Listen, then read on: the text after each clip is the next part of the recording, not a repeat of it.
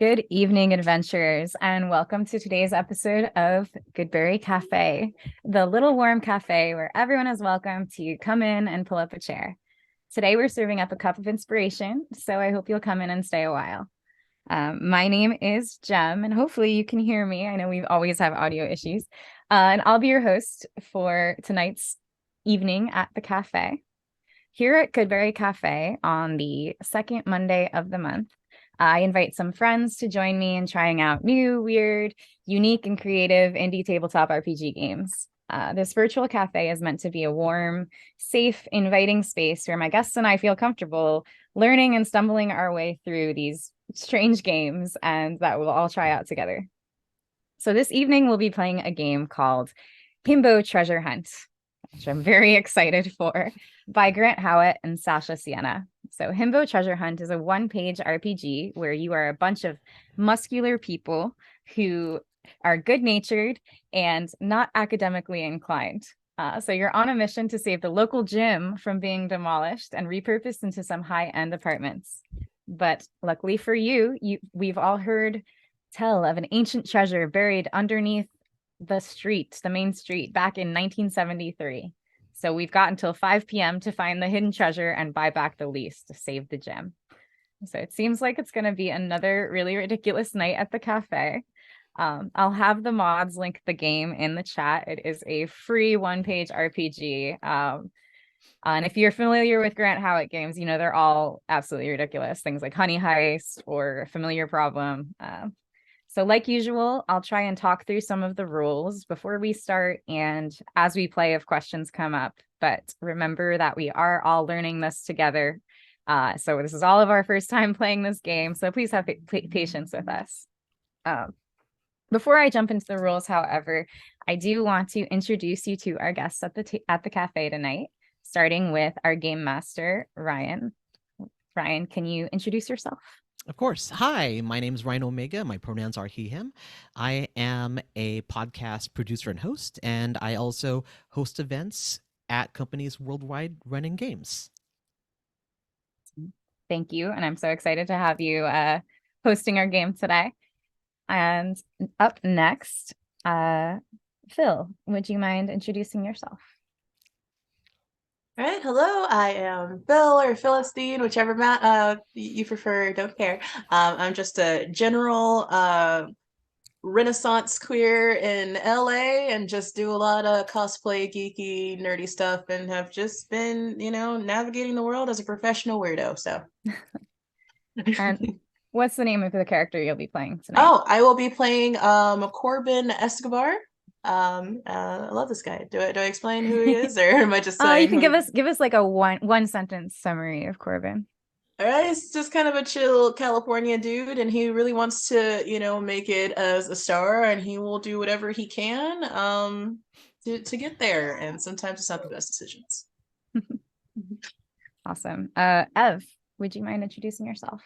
Sure. I'm Spielberg Fan 1. For sake of ease, I go by Spiel or Ev. So either one's good. My pronouns are he, him, and I'm going to be playing Gonk Lloyd, who hails from the far reaches of Florida.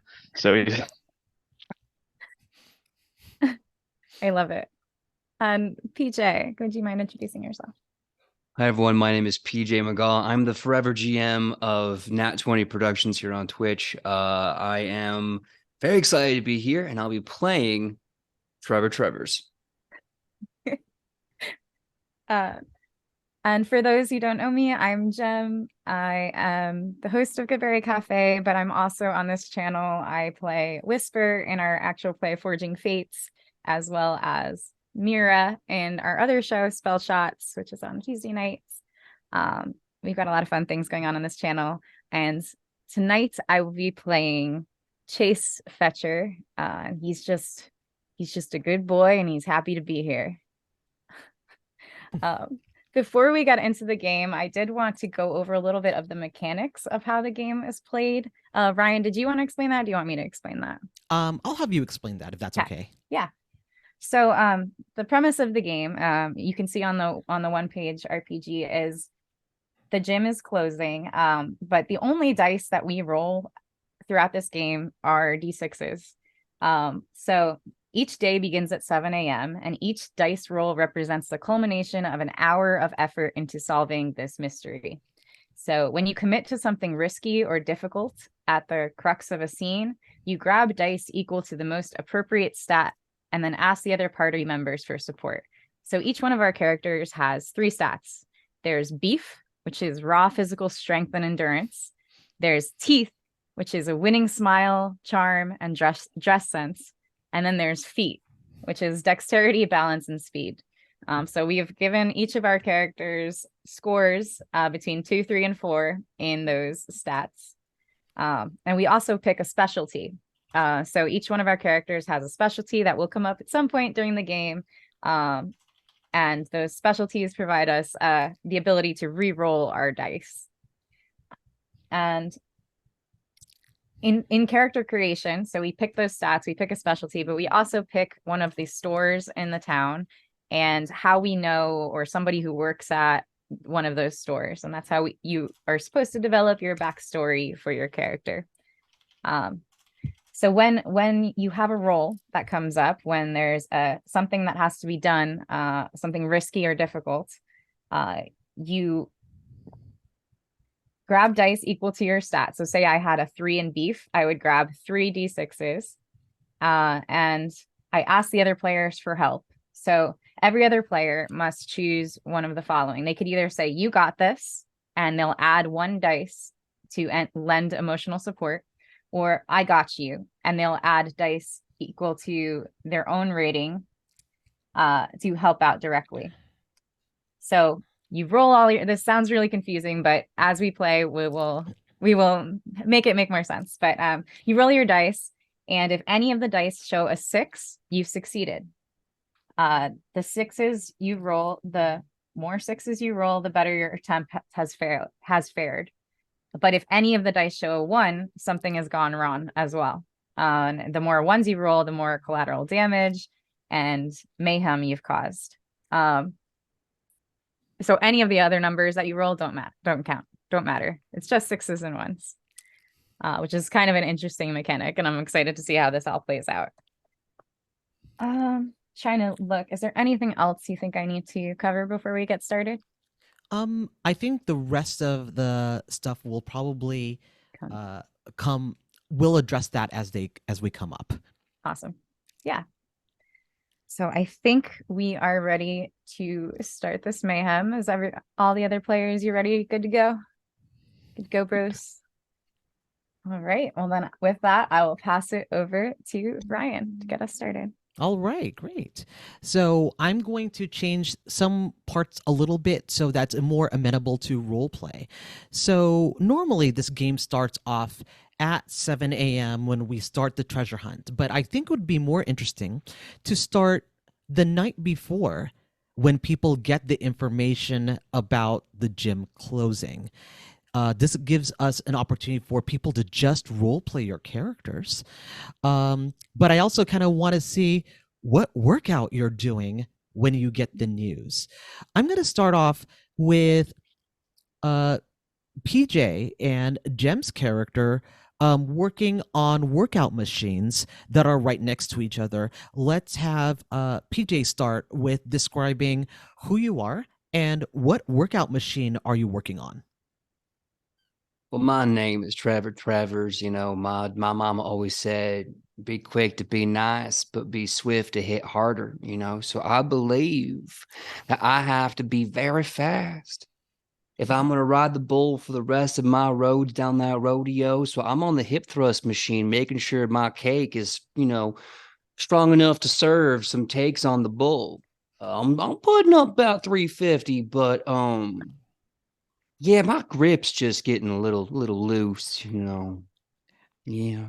Yeah, no one likes loose cake. Got it. No, and sloppy cake. Sloppy cake, no. Working next to you is Chase, kind of trying to focus themselves on their own workout machine. So, Chase, describe yourself and what workout machine you are working on. So yeah, Chase is like he's got like shiny, wavy, golden hair.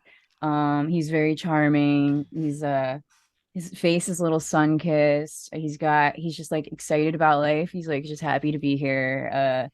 He's like got his innocent like curiosity about him. He's like always laughing, always like excited, always down for adventure, and right now he is trying to figure out the rowing machine. He's like trying to grab the strings and like he's not doing it right, but he's like thinking he just likes pulling the string.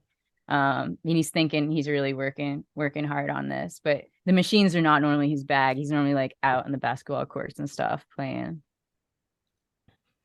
All right. So at this time, we see someone approach Chase because the way they're using that rowing machine isn't quite right, and they just kind of want to lend a hand.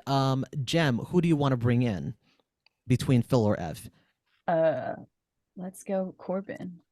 All right, Corbin comes in, and Corbin, please describe yourself. All right, Corbin is this beautiful little caramel morsel of a beefcake. Yeah, I got to get that, that skin complexion. He's a little caramel beefcake, and he's just beautiful. He knows he's beautiful. He's been told all his life. He's never had a bad, ugly day in his life, and he just kind of strolls on in. He's wearing a nice Adidas track suit, because he has to look the part of being at the gym. And so he's like, you know what, this is my time for some good improv. And so he goes on over to what was the kid's name again? Mine. Yes, yours. Chase. He goes on over to Chase, and he's just like, all right, this is my moment here. And so he goes over and just wants to explain to him that he's doing a wrong job, but the way that he's actually showing him is way worse for your form. So that was just kind of like, amen. You got it all wrong. You actually, you have to put it all in the glutes and the hammies. If you don't use the glutes and the hammies, you're gonna mess up your ankles, dog. You gotta, I got you. I can spot you. Yeah. Like, so you just follow me. You see how I'm using the glutes. You see my ass. It's kind of cool, right? It's good. I worked on that, but yeah, if you just focus and just kind of just do like me, you'll be as great as me one day. You see this. This is I worked hard for this, so you can trust me. Yeah, I trust you. But I'll be back. All right. Meanwhile, we have Trevor's like doing the hip thrusts, and something makes a loud crash, and that loud crash is the cable that's holding the plates together snaps, and the plates just make a very loud, thunderous sound, which attracts the attention of Gonk, who just hears this little bit of explosion and doesn't know how to react, but immediately comes forward. Evan, please describe Gonk. All right, Gonk here is his full name is Gonk Lloyd. He pronounces the L's, both L's in his last name here, but he's this tall drink of water, very tan dude with this lovely luscious black hair that trails behind him. And he's really into the whole weight belt while jazzercising thing. It's not really a whole thing that's used by a lot of people, but he saw that one day and he's like, I'm gonna go for it. And he's been kind of sticking with that forever. Loves to cook. That's his whole side practice thing. And he loves to get in a good workout while he's doing all of that. All right. So why would Gonk approach the very loud snap that just occurred in the plates on the machine that Trevor was working on? Gonk is very much a joiner, whether it comes from kind of getting cajoled into going towards baking or cooking or even getting into exercising in the first place. So I think, the second he hears that there's somebody in need, he's very much like, I should go over there. I should help out right now. And it's a lot of that. So I think that kind of snaps him out of his whole jazzercised reverie, hearing like a loud sound. I know loud sounds. Just have to kind of walk over there. Hey, Howdy there, big man. I like the way you swagger. I think my butt broke this here machine. I don't know how that's possible. None ain't broke nothing yet, except for the one crack I got when I was born. Well, it's a good thing that crack doesn't seem like it made too big of a dent into this cable here. So how about I tie that up for you real quick? Make things nice and tight there. Not to compete with your derriere there. No, absolutely. I always say, community works when a community works together. So, and I do like it nice and tight. So if you can tie me up, I'll be happy to keep pushing. All I got right, you, buddy. Gonk, I want you to roll. Let's see. The cable requires a little bit of strength, so I need you to roll 3d6 for me. Copy. And I need you to tell me how many sixes and how many ones. Okay, I got 1 6 and 1 1. Oh, okay. So you managed to get the cables connected together, but something in the process happens that makes it a little bit more difficult. Jem, what's the complication that has happened as a result of Gonk trying to tie the cables together?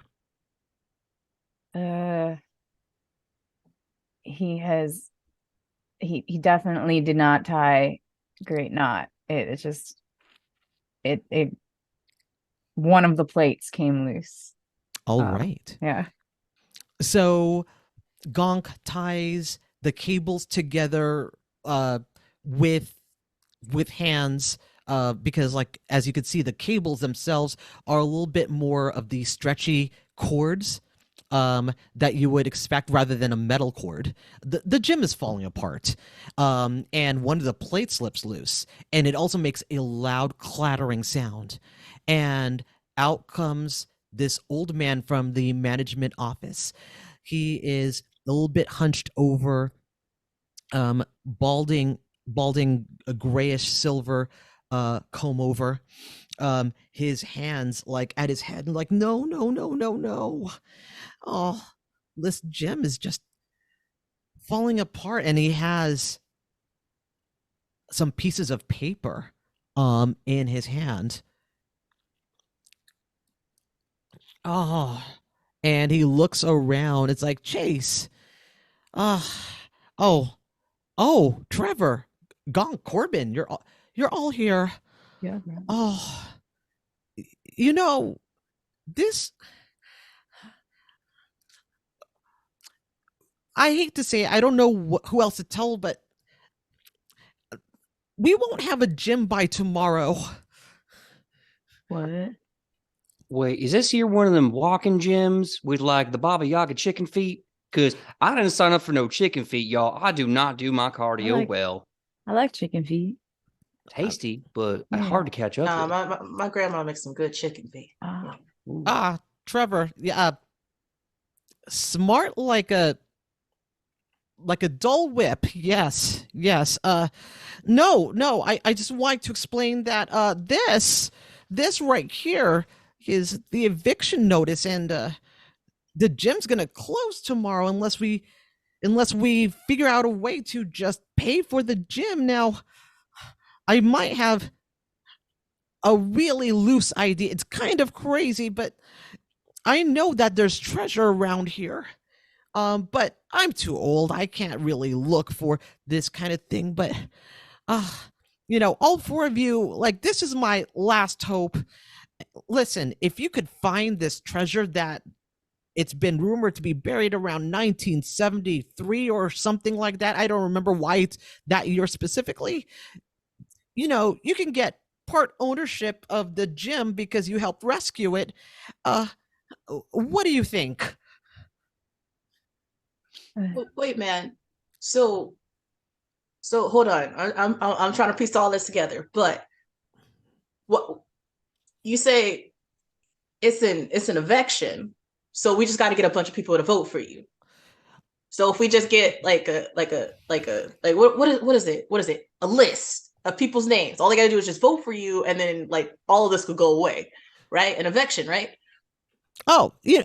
Bless your heart. No. Not an election. It would be a patio. That's what they need to sign. A patio. Right. No. Yeah. So basically, if you could find this money will work faster than getting people to sign things. Just know that, kids. Just money makes things faster. So if you could find this buried treasure, we might have a chance to save this gym. Phil, what's the name of this gym? We've never named it. What, the gym? Yeah, what's the name of this gym? What's the name of the gym? Oh shoot.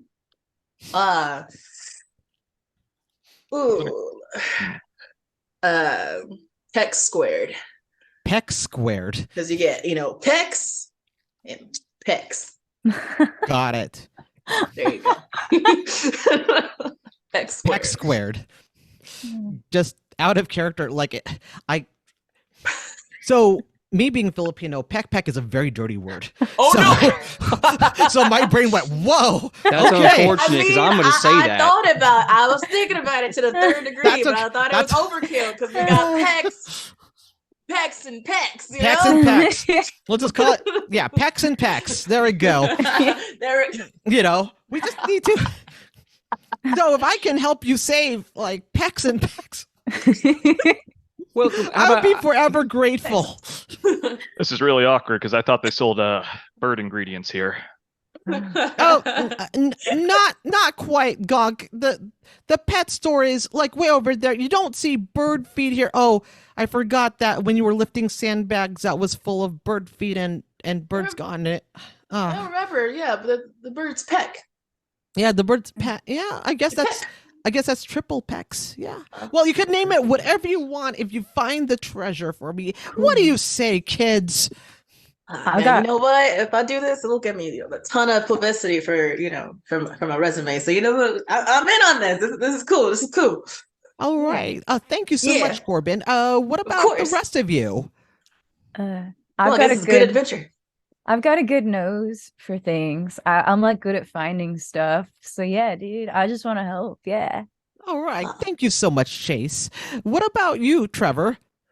Hey, ain't nothing more romantic than saving those you love. And you know what? If I'm going to go out, I'm going to go out buried looking for gold. So, yeehaw, let's go. Word, man, that's what's up. Yeah. All right. What about you, Gonk? What do you say? Yeah, you said this was a crazy idea, so lucky for you, I like crazy. Also, I need a place to jazzercise more. Oh, I mean, if you own part of the gym, you have a place to always jazzercise. Oh yeah, I love it. Does jazzercise actually play jazz music? I mean, I always wonder because I never hear, Coltrane coming out of them there studios, Well, I'm glad you asked. I mean, we've been sticking to some more kind of 1920s and then, jump into the next contemporary thing, the 1940s music, jumping back and forth. Some good music. You should come in sometime. So y'all were saying jazz this whole time. Got it. Jazz with the J. Got it. Not Buzz. Not Buzz. Yes. So I know that people are gonna come in and out of Pecs and Pecs tomorrow, but if you meet here at 7, I'll make sure the gym is open for you in case you have to come back since tomorrow's the last day. So, and they come in at 5. So once it's 5, then we lose the gym. So no pressure. All right. And then is that military time? And he points at a clock. It's like, well, just follow the clock just over my office and you'll know what time it always is, just in case you don't have any watches. Watches are expensive right now, I know. Listen, man, full disclosure, I never really got into the circle-y one. You got one with just the numbers? Oh, wait, I got one. It's on my iPhone right here. Oh, what? Yeah, someone told me it's pronounced iPhone, but I don't see EYE in there, so it can't be that. But I got this iPhone here. I don't know anything about that. I only got the Androids. Oh, got the Androids. Yeah, look, my dad got the Androids once. We just flushed him out with some prunes, and he was good for a month. But yeah, I think the iPhone might be the way to go in that their time. We got numbers and All right. and we got a lead. Yeah. Cool. Well, All I'll right. just, Trevor, I'll just hit you up whenever I need that. All right. Cool. And the manager just kind of just nods his head politely. It's like, yeah, I will see you at 7 tomorrow. All right, man. Stay breezy, okay? We got Okay. this. We got you. You in good hands. You in good. I mean, how many hands we got? There's a lot of us. All right. There's a lot of good hands. All right. You in all of them. Can we At least hold three. oh, we can all hold them at once, right? Yeah. We got you. Now- You in good hands. Now wait a minute. Am I hearing the preparations for a mighty fine group hug? Because I think nothing sweeter and better than just hugs all around. Come on, let's Yo, hug bro. this Yeah. little fella, make his day a little better. Well, yeah, it's Group cool. hug, I'm not group that hug. famous just yet where I can't give a hug. I ain't you- there just yet. You never too big for a hug, my friend. Yeah, You're never that's- too big for a hug. You know what? That's a good grip That's true stuff right there. That's true stuff. All right. So we fast forward in the game to 7 a.m. The manager has Peck Squared open or Peck open, and you now have access to a special private training session room to just plan and plot out what you want to do. As your game master, I'm going to allow you this time to just figure out what you want to do before I start the timer at 7. So feel free to role play until you feel you are ready. Hey bros, good morning. Good morning. Are you ready for like this like hunt today? Oh, I'm ready. I'm ready. I got my new, my adventure fit that I think the press will really like. It's really That's nice. good. I really like it, dude. Yeah. I can't do nothing until I take about 15 minutes to stare into the sky and ponder the sun. My dad used to say it ain't nothing but a big ball of hot gas, but I ain't heard it fart once. I think my daddy a liar, but I still think the sun is beautiful. Like Nah, us man, all. No, I heard my uncle say something like that. That's some real stuff right there. Yeah. Your uncle's a wise man. All right, I'm done pondering the sun. My chai is getting a little cold, so how about we saddle up this horse, huh? Let's do it. What do you know if we have what the treasure might smell like? Because I could find things pretty well if I know what it smells like. Well, treasure is it's in wood, right? I don't know. The chest thing, it's made out of wood, right? And we find it in the dirt, right? So all you gotta do is look for some dirt. You got this. There's a lot of Right? dirt in Right, this guys? town. Maybe it Yeah. smells like a wood-top stove. Maybe a metal Mm. one. I don't know. Those both smell Yeah. pretty nice. Do we know how much money is in the treasure? Oh, I haven't seen it. I didn't count. Did anyone else Yeah. count the treasure before we put it underground or before whoever Yeah. did? I didn't see that. It's got to be at least like $50 in there. Yeah, That's a lot of bucks. that's a lot of money. I know, right? Oh, money. Yeah, that too. Yo, that's a lot of a lot of things. I Huh. don't know about money because this hat alone was, I think, 170. So Yeah. go ahead. It's a good deal. Now, There's wait, shot. wait, just a shadow hair on the clock. I heard y'all say it smells like dirt. Is that and it's in underground? Do you think we need to get some shovels? Because I know a great place where we can get a bunch of old things. No. I mean, if it's underground, I was just planning on like using my arms for it. But if there's Wait, some, yeah, So wait, you touch it? I don't, yeah, Like you touch the dirt? yeah. I like. What about your manicure? I don't know what that is. No, really, no. That's some real stuff. What is a manicure, man? Like it ain't got fingers in the name. What Oh man man, got I gotta call my auntie about this. Like, what is a manicure? You know Oh. what? This is real stuff. You got me something to think about. Like, Thanks, Chase. Thanks. You know, Yeah. my mama always said what cures men is a good dinner and just letting them know their place, you know. And I think maybe that's what we need to do. We need to get some food and recognize our privileges as men, you know, in this You know society. what? So, you know what? So it's like the whole "don't bite the hand that feeds you" kind of thing, right? So that's how it ties it, because it's your hands and it's the manicure. Trevor, you my They need a bro. place to eat too. You my bro, Trevor. I like you too, Corbin. I like your wisdom. You're really smart. As you talk about this, we will say that the bell strikes 7. So you hear from the outside the school bell.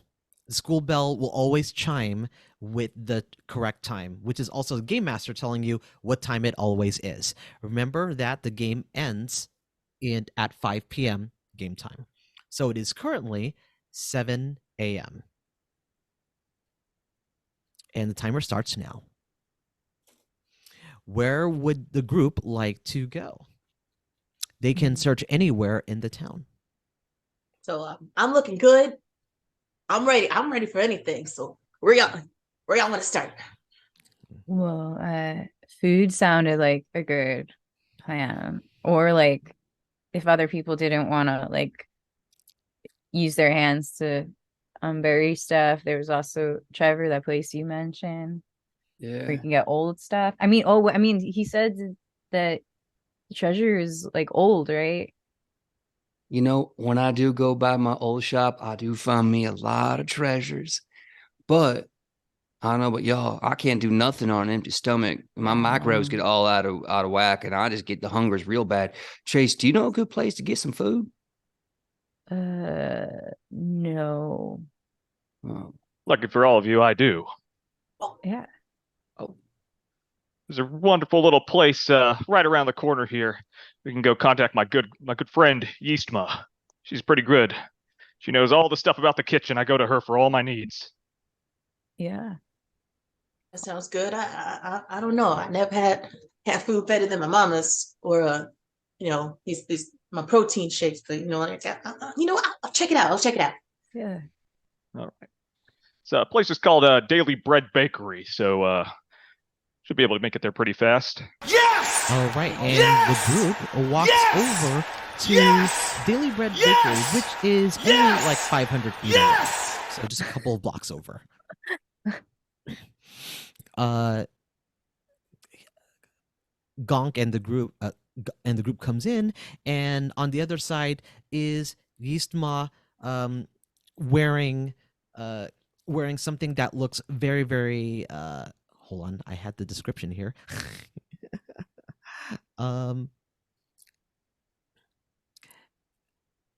There we go. Yes.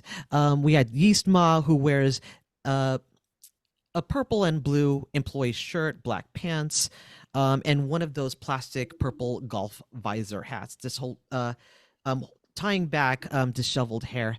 As she looks at Gonk, is like, "Oh, you again? Oh, hi, Gonk. Hey, Yeastma, how's it going? It's going. It's going.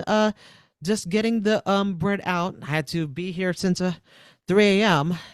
How can I help you? Would you like to try this new bread that I've been experimenting with? Has couscous in it. That's couscous. I thought you sure you're okay to be handling that? Listen, times are hard, and when they get you lots of additional ingredients, you have to be really, really inventive. There's also random stuff in it, but yeah. So here's some couscous bread. Tell me if you like it. Sure, I'll check it out. Yeah, and she notices, oh, your friends could also try this out, and she gives you all these couscous buns. Oh, I don't. I heard couscous is poison once, and I don't eat no poison. I drink mine. Thank you, though. Oh, wait a minute. Back up a second. You're saying that you're allergic to her couscous. The couscous for you is poison. Poison for you is couscous. Exactly. Yeah. The couscous is specifically for meat poison. Yeah. Right. My couscous isn't poison, I guarantee you. So one of the things that I heard, I'm trying to keep my figure and everything, and I heard that that like bread has cars in it, which I didn't quite get. Do you have any cars in your bread? No, we don't have any motorized parts in bread. That generally isn't what we tend to have. Straight, that's what's up. I'll take some. I was like, what was it? What was the gluten free? Yeah.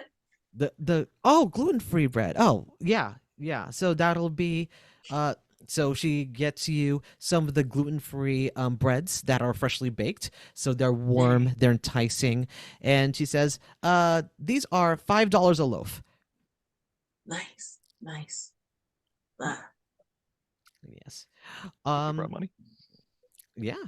I always got dough on me. Hold on, let me just get it out my shoe. Hey, so does this place. So is there anything else that you wanted to buy, Gonk? I know you are a regular. I know you're a regular customer, but yeah. You seem to have this sense of urgency, and I can't tell why. You're just more, I don't know, frenetic than usual. Well, it's kind of a funny story. Our whole jazzercising exercise, Oh yeah, exercising. yeah. It's your fault that I tried jazzercise. Um, and Well, because I can't really do it that often, not until I get that burst of energy, and I never know when that is. but you love it as much as I do, right? So, Sure. yeah. So I mean, that's the well, you see, that's the problem is our gym is kind of getting shut down. Oh, Yeah. did something happen? Did someone do something to it? Well, some people like to think that it's a bit run down, and I mean, we know that's not true. Mm-hmm. Place is totally fine, but yeah, I mean, we kind of want to prevent that. Hoping you might be able to help us out with that. Oh, I'm not sure what I can do. I mean, like, we just sell bread. I'm not like how would I help, or what are you looking for? I mean, Wait, hold up, guys. So like, the whole siding patio things are out, right? Yeah, because Yeah. money was fast. Oh, money. That's what we need. Okay, yeah. We needed Yeah. some dough. We needed some dough. I mean, shoot. I mean, what can she do? What she can? Dang. Well, if we're looking for dough and we're here in a bakery shop, That's what's they up. probably got so much dough they don't know what hit them. What maybe? Hey, listen, Yisma. Apparently, we're getting an exorcism and we need some dough. Stop the exorcism. Can y'all Whoa. just maybe give us some dough and we'll just get rid of that Whoa. exorcism? Trevor. Like I know like this is something I'm smart about. So like I know that we use the slang term dough for money, but I know that we can't bring like bread dough to the store to go get some, Like I found that out. So Well, I'm calling you teacher because you're learning me all kinds of things today. All right. nah, you know what? I thought about it. Like having like a whole seminar thing because I got ideas.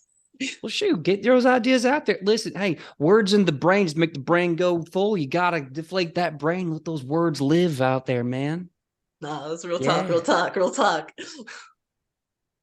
All right, are you trying to convince Yeastma to give you dough? You know what? Yeah, I'm gonna run with this bull here until it breaks me or I break it. So with my teeth of 4, I'm gonna smile my purty whites with my sun bleached skin and just the right amount of crow's feet cracked from years of living on the Hidden Valley Ranch. And I'm gonna say, Yisma, oh, it would just do me a pearly white pleasure if you could give some dough for my exorcism at my gym. So, did anybody want to help? Oh, Yeah. good. I've got You got this. You got this. All right, add 3 extra dice. All right. And then tell me 6s and how many 1s. All right, I got to pull out 3 extra dice for this. Mm-hmm. 3 extra dice. Right, this is nice. Let's see what we got. Oh, okay. All right. So we have 2 6s and 2 1s. Oh my. So Yisma gets you the dough. And it's a lot of this extra couscous that she ended up getting. As she mentioned, there was a lot of stuff in it. So her hands start to like itch a lot because it's the raw couscous that isn't cooked. But there's also another item that's also been in that couscous. Evan, what is that extra item that shouldn't be in the couscous, but it's also in the dough? They probably like say like traces of Gogurt. Gogurt. All right. Let me see, Jem. What other item is in this couscous that would be disgusting to have and was alive? A tail of a dead rat. All right. So in this couscous or in this dough with couscous, which Yistma's hands are now really itchy, you also see the tail just sticking out of this wet dough. You have 10 pounds of wet dough with couscous and a rat tail in it.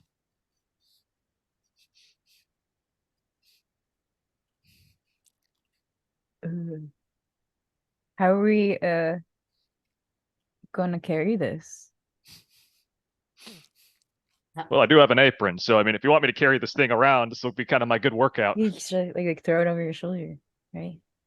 That works too. Yeah.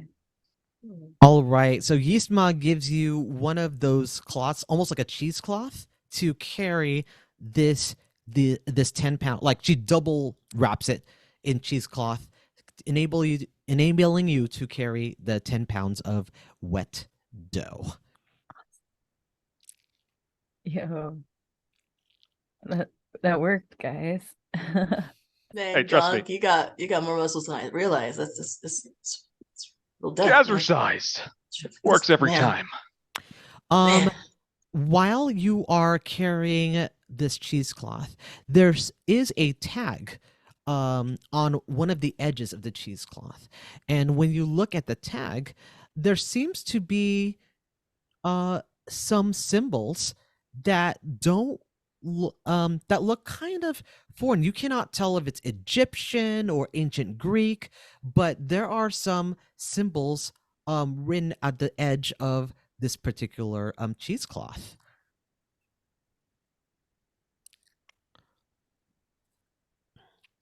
Guys, did you notice what this little writing is on the side? I'm not used to seeing this on my typical bags of dough with rat tails in them. No, I know what it is. I know what it is.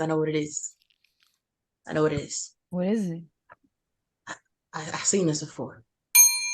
It's a stamp. It is now 8 o'clock. It is now 8 a.m. Trevor? Well, Trevor. Yeah. Time. Oh, time. Right. Okay. Howdy, Mr. Ifen, but it says it's 8 o'clock. Okay. Cool. 1 hour closer. Nice. All right. But yeah, no. I know what the numbers are. It's a stamp. Stamp.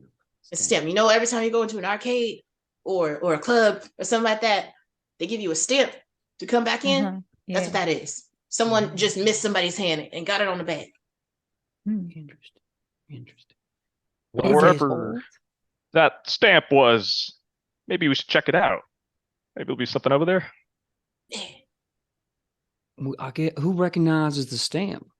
Did anyone recognize that? I ain't got eyes for it. Does someone want to attempt to make a roll to figure out where this possibly can lead? I'm down. I can do this. Yeah, you're the brains here. All right. So Yeah, I'm gonna have a Corbin, seminar one day. I'm gonna have you since this is movement based, I'm gonna have you roll feet. Roll feet. Yeah, so looks like you have a 2 in feet. So I want you to roll 2d6s. 2. Oh no, I got rid of all my die. One sec. Yeah. All right. We're gonna roll 2. Would anyone like to Okay. help? I got you. So I got one. I got 1 5 and 1 2. Okay. Did anyone say I got you?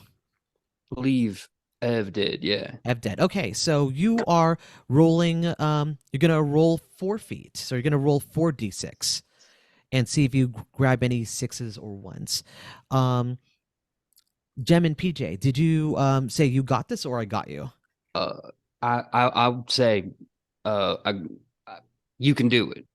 Where I give them. You got this. Okay. You got this. You got this. You got Jem? this. You got All right. this. So Yeah. Phil, roll 2 extra d6. And I got 1 6 and 1 2. Oh, good. Okay. Let me see. Ev, since you did roll, since you did say I got you, roll your 4d6 for me, and tell me how many 1s you have.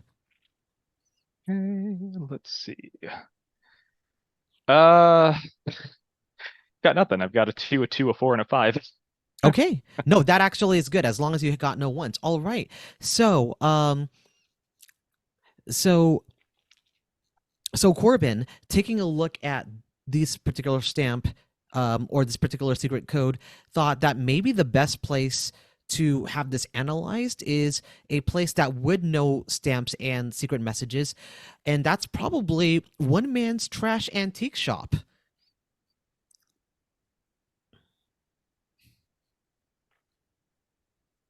We should. So yeah, so what's that mighty strong brain of yours telling you, Phil? You know what? I'm thinking we go over to this one man's trash place and see if we can get this info from him.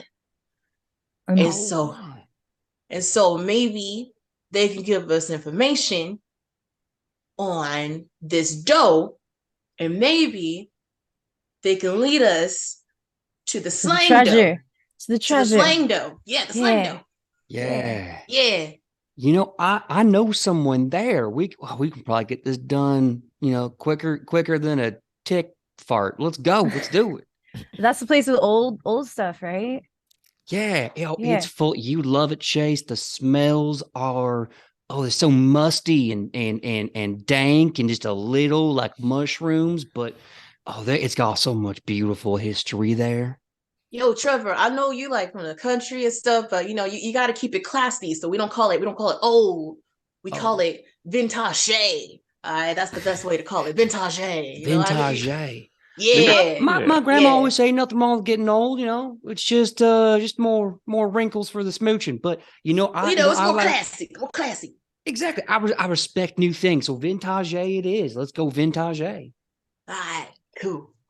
All right, so everyone walks over to One Man's Trash Antique Shop. It's about a couple of blocks away, and when you enter, you see at the front One Man's Trash Antique Shop, painted in beautiful lettering, and behind it you see a lot of different pewter. You also see a few different things like a vintage athletic suit, which I think a lot of people have been eyeing over. But you also see things like golf clubs, tennis rackets, old tennis whites, and then you also see just random things. When you walk in, the counters have coins and stamps in these counters, and you see an assortment of just random shelves full of just odds and ends, everything priced according to how perceived old they are.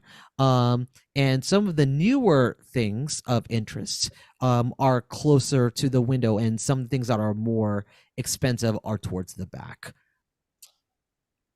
And at the counter, you see a person who is 4'5", has a hat that is larger than their head, and she looks up and she goes, Trevor, hi. Hey, little buddy, it's good to see you again. Look at you. I love this new hat you got for yourself now. Well, thank you. Yeah, I got it from my boss. He says I look good in red. Well, I'm not one to disagree. Then again, I would say you look great in every color of the rainbow. Oh, thank you. But my boss only comes around Christmas. I don't know why. Well, now that is rude. You deserve way more company than that. That's okay. He has me in charge of making a lot of stuff, including toys, lots of wooden toys. He really likes making the toys and then selling them as antiques. But we don't talk about that. No, we gotta let people come to those toys organically, like an avocado toast, you know. Hey, listen, little buddy. Yeah. We got this stamp here on this cheesecloth. Now, I ain't never seen clothes made of cheese, but you know, I hear vintage is new, so why can't we have new clothes made of cheese? I was wondering if you could give this just a once over and tell us more about it. So, question: are you bringing just the cheesecloth, or the cheesecloth and the 10 pounds of wet couscous dough inside of it? Yeah, I think Whole the thing, package. the whole Yeah, I've been sack. Carrying that whole thing. All right. We're not even gonna mention the dough. We just go. Rat tails vintage. This is Norma. All right. So you drop this down, and a little buddy looks at it and goes, "Ah, it looks like my boss left this." Your boss left this here clothes made of cheese? No, I mean, my boss usually like drops off raw materials in sacks just like these. Oh, Trevor. What? Yeah. Hold on. Sorry. Hold on, let me take this off real quick because I was trying on some stuff. Anyways, what I think maybe this old dude. I'm sorry, man. What was your boss? What was his name? Oh, Nick. Okay, yeah, this Nick guy. Like, if he usually, walks around with a sack just like this, well, maybe that's where this sack came from. So maybe we gotta find old dude Nick. Old treasure. Yeah. And then we'll remember the slang though. Yeah. There you go. Now listen, Chase. Where I come from, sometimes your last name is the job you do. Trevor family, well, we trevved a lot. You know, it was not easy all those years of treving. Your last name is Fetcher. Does that mean you go out and fetch you some? I do. I love fetching. Well, hot diggity Tabasco sauce. All right. How about this? Little buddy, do you have something my friend Mr. Chase can give a good old, sniff snuff once or twice and see if he can find out where your boss is? Yeah. Let me go into the back. And he goes into the back and then comes out with something that resembles a hook. And it's red and it's red and white, and it's small and is the size of two hands. And little buddy says, "Sniff this." Ugh, that's strong. It smells like peppermint. Yeah, a little burnt a little, bro. Ugh. Is that what your boss smells like? Yeah. He's surrounded by this stuff all the time. Anyways, I'm looking at this, and so he pulls out a little drawer, and inside that little drawer is a twisty dial, and this twisty dial seems to line up various symbols to various letters and numbers, and little buddy looks very, very pleased with himself, and he says, "I found this inside of a cereal box." And he looks and lines up the message, and then he's like very puzzled, like this doesn't look too familiar. Maybe did I do this right? it's been a long time. Maybe I didn't assemble it right. And then when he shows you the little plastic dial, it's clear that he didn't assemble it correctly. It looks like it was forced into this hole rather than actually lining up. Are we still talking about the little J? Sorry? Are we still talking about the little J? The red and white J? Oh no, we're talking about like a little dial that he's trying to use to decode the secret message. Gotcha. Hey, let me help. Yo, it looks like you're having some trouble. All right. How would you like to fix this dial? I see that it's a little like not lined up right, so I'm gonna try to pop it off. I'm try to lick one side and then put it back on in the way that it looks like it should go. All right. I'm assuming that this is dexterity, so we're gonna use feet. So you roll me 2d6. Is anyone would anyone like to help? You can do it. Okay. I believe in you. All right. I think I can help because I got some fly digs up in here. Like this, I can play the part. I got this. Okay, you got this. Or I got this. Okay, and then you, Gonk. Yeah, I think I can help out. I've got this. Okay, great. So all of you that said I got this, roll your feet in d6. Chase, roll add an extra d6, and please tell me how many sixes and how many ones you get collectively. I got 2 6s and 1 1. Okay, 2 6s and 1 1. Let me see. Corbin. Any 6s or 1s? That's 2 dice, right? Yes. Okay, 1 1. 1 1. Okay. And Gonk. I got 2 6s and no 1s. Okay, great. So in this system, any number of 6s is a success. However, getting a 1 complicates things. Getting multiple ones makes things more complicated. So, let's see. So Chase manages to line up the dial correctly. The dial is given to Little Buddy, and Little Buddy starts to decode what is on the secret message. Let's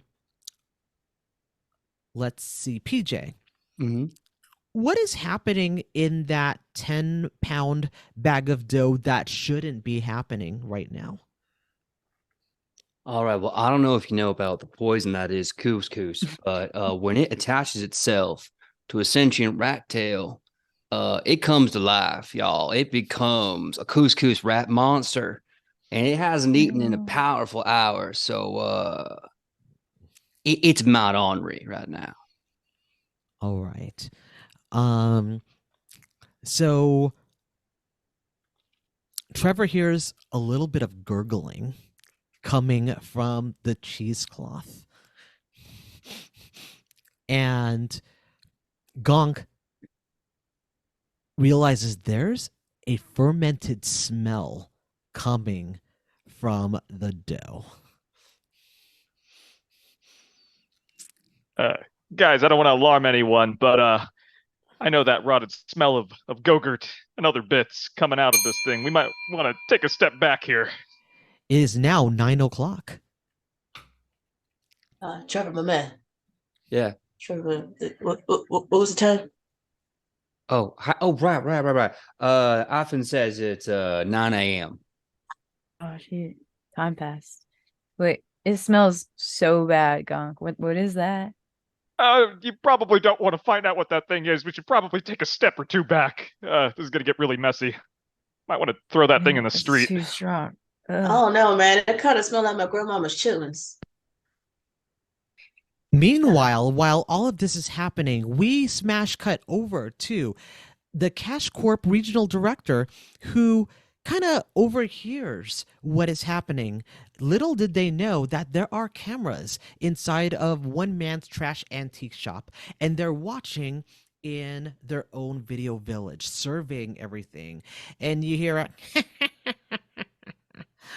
oh, that place is suddenly going to be luxury apartments. And I know they can't solve this. They can never solve this. But just to make sure, I need Mr. Brady on the job. Ha, go help them, Mr. Brady. And you hear from Mr. Brady, anything for you, boss. Mr. Brady stands tall, wears a brown tie, a dress shirt, brown slacks, and he has architect plans and blueprints underneath his arm. And he has a very sunny disposition.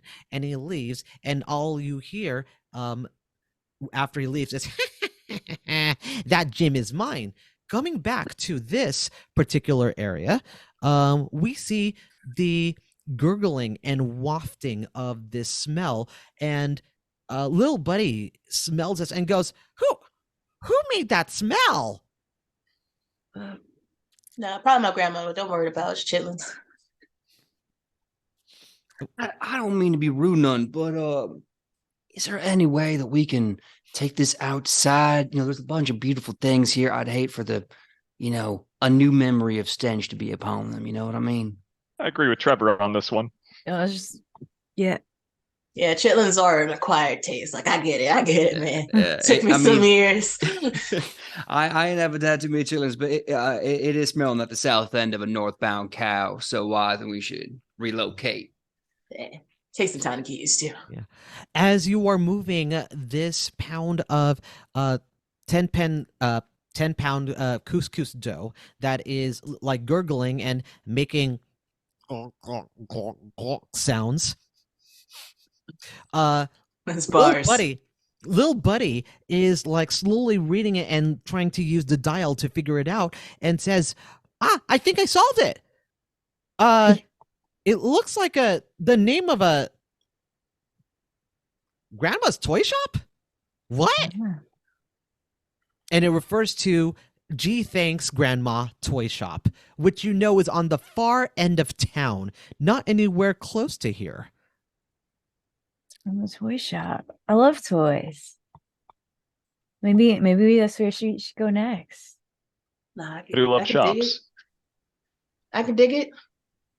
Now, while little buddy is trying to solve this, suddenly the dough grabs his little arm and he goes, "What's going on?"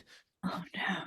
I immediately snap out with my hand, and I draw my pistol that is right around my tapered waist, just above my tight black denim jeans that are bedazzled with my mama and my grandmama's name twixt down both of my flanks. And I raised that pistol mildly to his face, and I said, "Hey now, mister, around here we don't grab. We ask permission first. Consent is key." The dough responds with glug, glug, glug, glug, and starts to lodge towards you. So I need you to give me a feat roll. Okay. Does anyone want to help? Yeah. Now keep in mind, if you say I got you, you might also be a target. So keep that in mind. I got you. I'm jumping in. No, I got you. Like, no, that's my boy right there. That's my boy. I got you. All right. So I need all of you to roll your feet. I need you to tell me how many sixes and how many ones you each got. I'm just thankful if y'all did that, because I got a good roll. Every roll is a good roll because they're rolling their best. But these are 2 5s and a 4, and in this game these dogs don't hunt, so I'm just kind of out, All right. out on my ass. So nothing from Trevor. What do we get from Chase? I got it 1 6. You got 1 6. Yeah. No ones. No ones. All right. Corbin. I got a 6 and no ones. 6 and no ones. All right. Gonk. Yeah. Hate to disappoint everybody, but I got 1 6, no ones. Uh-huh. That's All what's right. up. All right. Phil, I'm going to give you some narrative control. So how does this bag of couscous dough get subdued when it's trying to come after Trevor? All right, so check this. So, so I go in. Well, at first I'm like, oh hell no, I can't do this. But then I'm like, no, because if we're gonna be an action-packed movie star, we gotta be brave. So I go in and I start punching the air, but it ain't doing nothing. But then Chase kind of comes in and just starts mobbing on this thing. He's just going, "Rah!" And I'm just like, whoa, bro, this is some Ace Ventura stuff right here. I wasn't ready for it, but I'm in for it. I'm just like, go, go, go. And then you know what? I just kind of go on in, and then like, I get a few kicks in, but Chase does all the real work there. Like he just goes ran. It's like next thing you know, it's like I didn't know that Chase had a stomach like that. And so like, mad respect, man. Mad respect. All right. So you see all of this dough that was gurgling starts to lay flat. It's still kind of dough-like, but it's no longer gurgling. Smell is still there. Smell is absolutely horrible. But there is another item that you find amongst this dough. You find what looks like a rubber red ball, but that rubber red ball looks almost like a clown nose. Oh, dude. I got a friend who plays with balls like this. He like puts it on his nose and it'll make some squeaky noises and stuff. Yeah, Jimbo. This must be Jimbo's. I don't know how it got here. We should give it back to Jimbo. Isn't he that sad clown that hangs out near the shop out back sometime? Seen him around. I don't know He's him. not But... sad. He's not sad. He's a cool dude, man. He's at the I can't pronounce it, but that sad clown charity shop thing. There's Sad a bunch clown of like charity. old stuff. There's the old stuff there too. Yeah. Yeah, man, clowns are cool. They got the makeup thing going on. Sweet One day I'm gonna roots. need my own makeup artist. So Yeah. let's check it out. Let's check it out. Well, what about the toy shop? Oh yeah. No, when you find something was lost, you gotta give it back to who owns it. I think we gotta give Jimbo. I think we gotta give Jimbo yeah. his nose. Yeah. Yeah, Yeah, he's real probably talk. missing it. I mean, I think of all the smells he ain't smelling because he ain't got no nose. Ah. Right, Right now, I wish It's I really didn't get a sad. nose. This is. I took a bite of that when we were fighting it, and I mean, it tasted not as good as yeast mass bread. He typically makes it really well done. Yeah. Chase, That did you wasn't just great. say you just ate Yeah. pieces of the couscous dough? Yeah. I like to try everything, and it was I You want got you a strong to, stomach. Yeah. I want you to roll me your feet roll to see how quickly you can get to the bathroom. Oof. I believe in you. You can do it.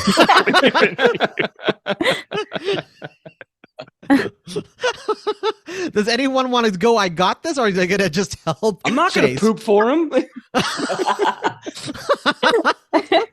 No, well, not like Chase, not saying that you a dog or anything, but like this same thing happened to my dog, so like I can help you out. I got you. Okay, so Chase, roll 4 4d6, and then Corbin, roll 2d6, and then tell me how many sixes and ones you got. I got none. Whoa. I got none. Oh, No. okay. Is it too late to I got you? Is that It's too late. Okay. It's What too happens late. if there's none? Well, Of all things too, this is the one.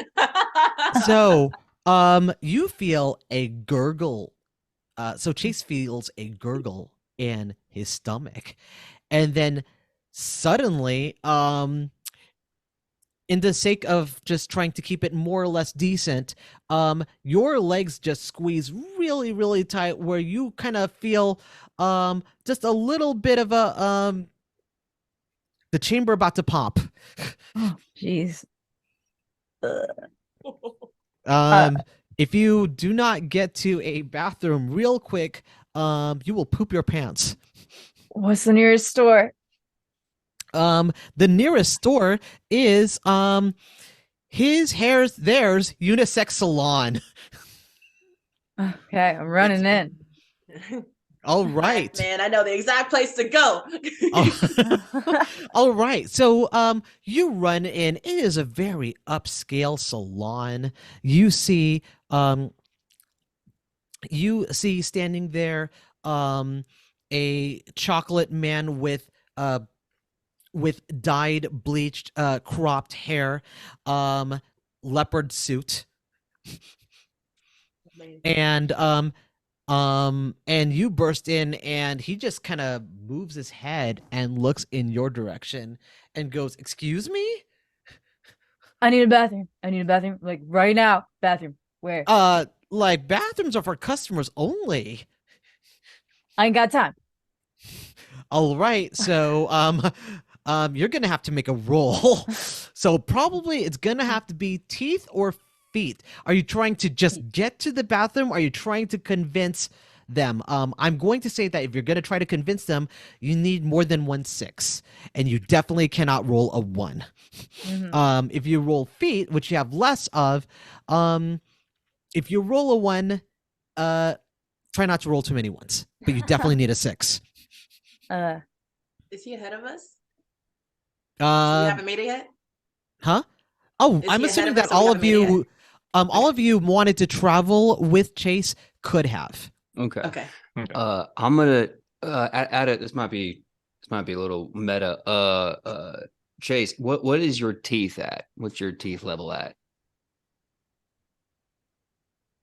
Like, do you have a teeth 4, teeth Teeth 3, three. teeth 3? All right.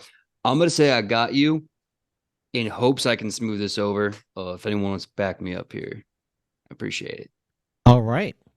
No, I think I know everybody there. They all sweet as pie. They'll let them in. I don't need to help. All right. All right. Yeah. All right. Anything from Gonk? It's the homies. And I think you've got this. All Yeah, right. I believe so, in you. All right. So, Jim, you're trying to, if you're going to try to teeth your way in, Yeah. you definitely need to roll a 6, and you absolutely cannot roll a 1. But you have 5 dice. Mhm. Okay. Tell me what you roll. I'm rolling teeth. Yeah. In I case- got 1 6 and No no ones? No one. Right. All right. You look so desperate. And then also DeAndre sees sees Corbin, and Corbin is like, he'll do anything for Corbin, like realizing that Corbin's there, and just they give that knowing look. Oh, no. Yeah, let me play. Yeah, like let's Chase Go to goes the bathroom. and then just waves you all the way to the bathroom. It's number 2. It's number 2, man. Oh, no. It is now 10 a.m. Hey, yo, Trev. Howdy. Yo, man. You got the time? Oh yeah. Let's see. Often says it is 10 a.m. All right, cool. All right. And DeAndre looks at Corbin's like, "Hey, Corbin. Yo, what's up, man? How's it going? Going good. You got your friend doing number 2 in my salon." Well, yeah, we all gotta go number 2 sometimes. And, you're my boy. I know. Cool. I know. Yeah. You just brought some random, and like you're not buying anything. So it's Well, like, I mean, he's not random. I met him today. We homies. Okay. Yeah. All right. Yeah. See, I know you always come back, man. You're so good. Yeah. Like, do you need a trim or anything? Like, I got time. Oh man, you know what? My hair is kind of looking, the line. I gotta get a lineup. It's like, you know what? Wait, hold on. No, we here for a reason. Yeah, you're here for me to trim up that line. No. We here for a reason. Like, we doing some. Trev. Howdy. Well, why we in here again? Oh, Chase had to go drop a tour and a pooer. DeAndre, I know yeah, that. Chase had, That's why we're here. We're waiting No. for the cleanup and the paperwork. And once you're all done with the filing, we'll be out your hair. At this point, Chase can come back out. Chase, you made it. Yeah. Made it through. I think I'm gonna survive. Yeah. Woo! Had You it, had man. yourself a photo finish moment. How does it feel getting to the finish Shoot, line? you know, while we're here, I might as well get that line up, DeAndre. Let's All go. right, come on in. Just in the chair. I got you. Yeah. Like we got you. I'm trying to get this cross between Will Smith and Daniel Kaluuya. I'm trying to get that splice there because I'm trying to go like, but I'm also trying to go like, So You mean those B-rate actors? I got something better for you. Come on, trust me. Come on, I got this.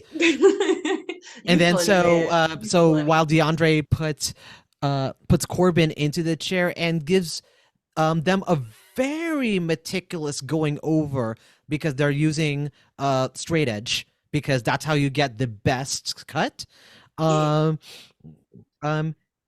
You guys can continue to chat while DeAndre's working on Corbin's hair. Yeah. Right. So it's gonna look real fresh, guys. Like DeAndre's my boy, man. Like we've known each other since TK. Yeah, yeah. It's gonna look good. It's looking good already. It looks great. It looks great, Corbin. Yeah, It's pretty cool. Yeah, Don't move. DeAndre. It was a crazy. It's Don't a move. crazy day. Don't move. I'm so sorry. That's okay. I got you. Sorry. Yep. But no, it's been a crazy day because like first I meet Chase and he messing up at the gym and stuff and like I had to show him how it goes and everything. Corbin's so smart, yo. Yeah. Mhm. And then oh snap. You know what? Then there was this bang, and then this old dude came in, and you know what? I don't even know why I'm here. I don't even think I should be. We gotta see the gym. Oh yeah, we gotta right. yeah. The gym's gonna Dude. get excavated if we're not Dude. careful. We gotta Yeah, stop the apparently. excavation. My favorite gym that I've only been going to for like a week now. Mhm. Like apparently it's going under, and we gotta We gotta find treasure. There was Treasure. something with treasure. There we go. We had to find some very treasure, like some good, pirates of the Caribbean stuff. No, Hold up. DeAndre stops working on you. You could tell it's only halfway done, so it's like kind of weird right now. Like parts of it are spiky and they shouldn't be because they're about to be trimmed off. It's like, wait a minute. Hold up. You said treasure. yeah. You mean like this? And he goes to some of the old magazines. These magazines are very, very old.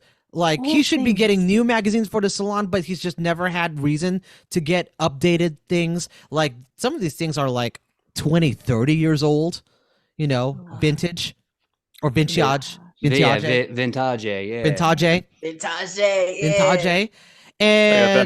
And he goes, venison. And he goes, look, and like gets a very old Life magazine, if you know what that is, a Life magazine article, and you see in that picture a picture of a man with a bowl cut, and he is bearing something.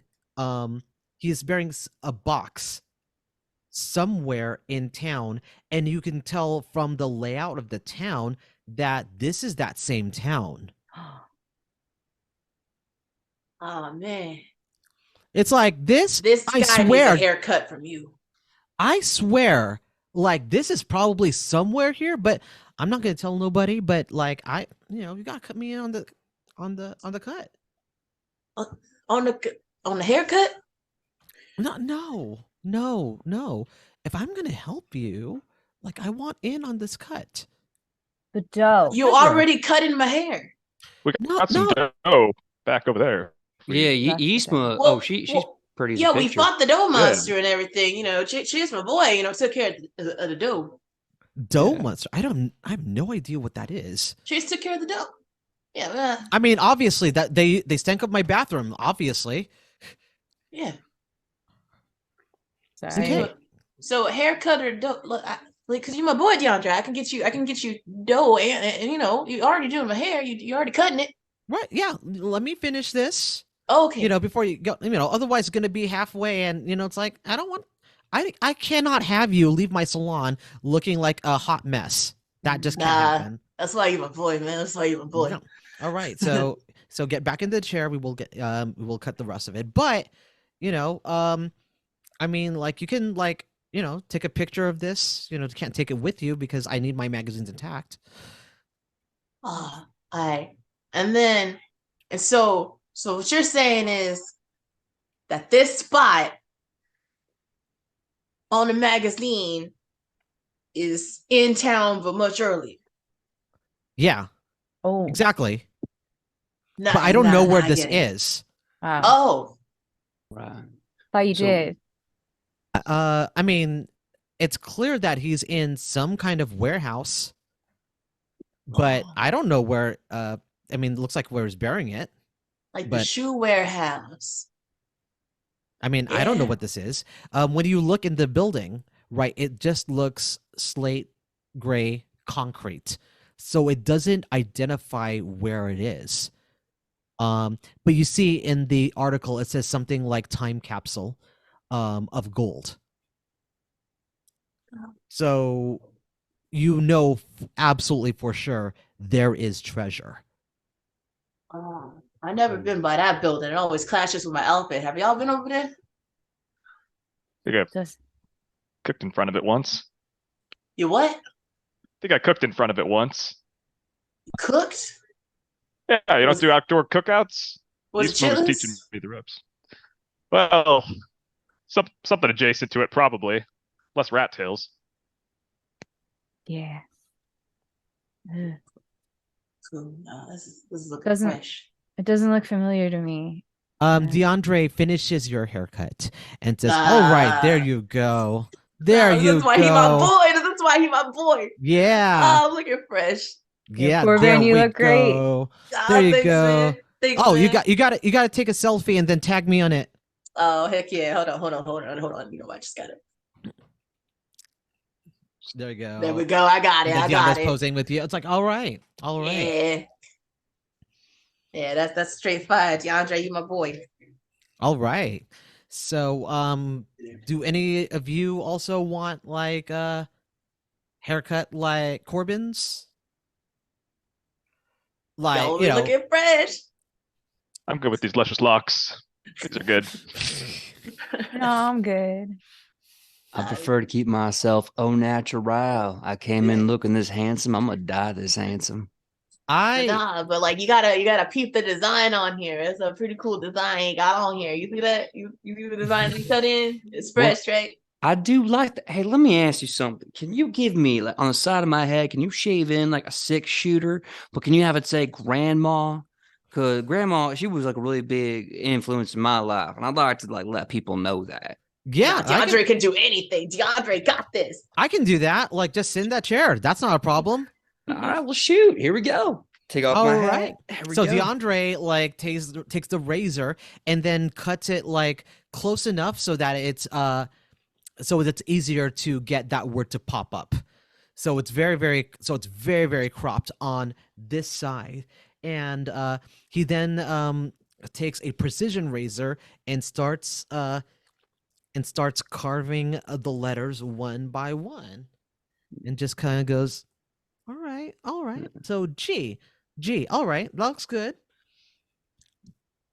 R, and then it's like slowly going through, but DeAndre did not plan this well enough because now it just looks like Grand M, and there's no room for an A. It's like, hey, listen, no judgment. It's like when you're trying to say happy birthday on a card or a sign, happy's all big and then the Y sucks and birthday's all weird. No judgment. Yeah, it's a cool thing. It's a cool thing, Grand M. You can start calling her that, Grand M. And then while DeAndre is kind of like making the 6-shooter, the front part where the shooter is a little bulbous.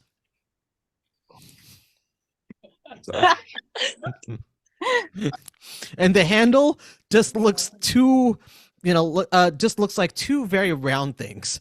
And Deandra goes, "You gotta go."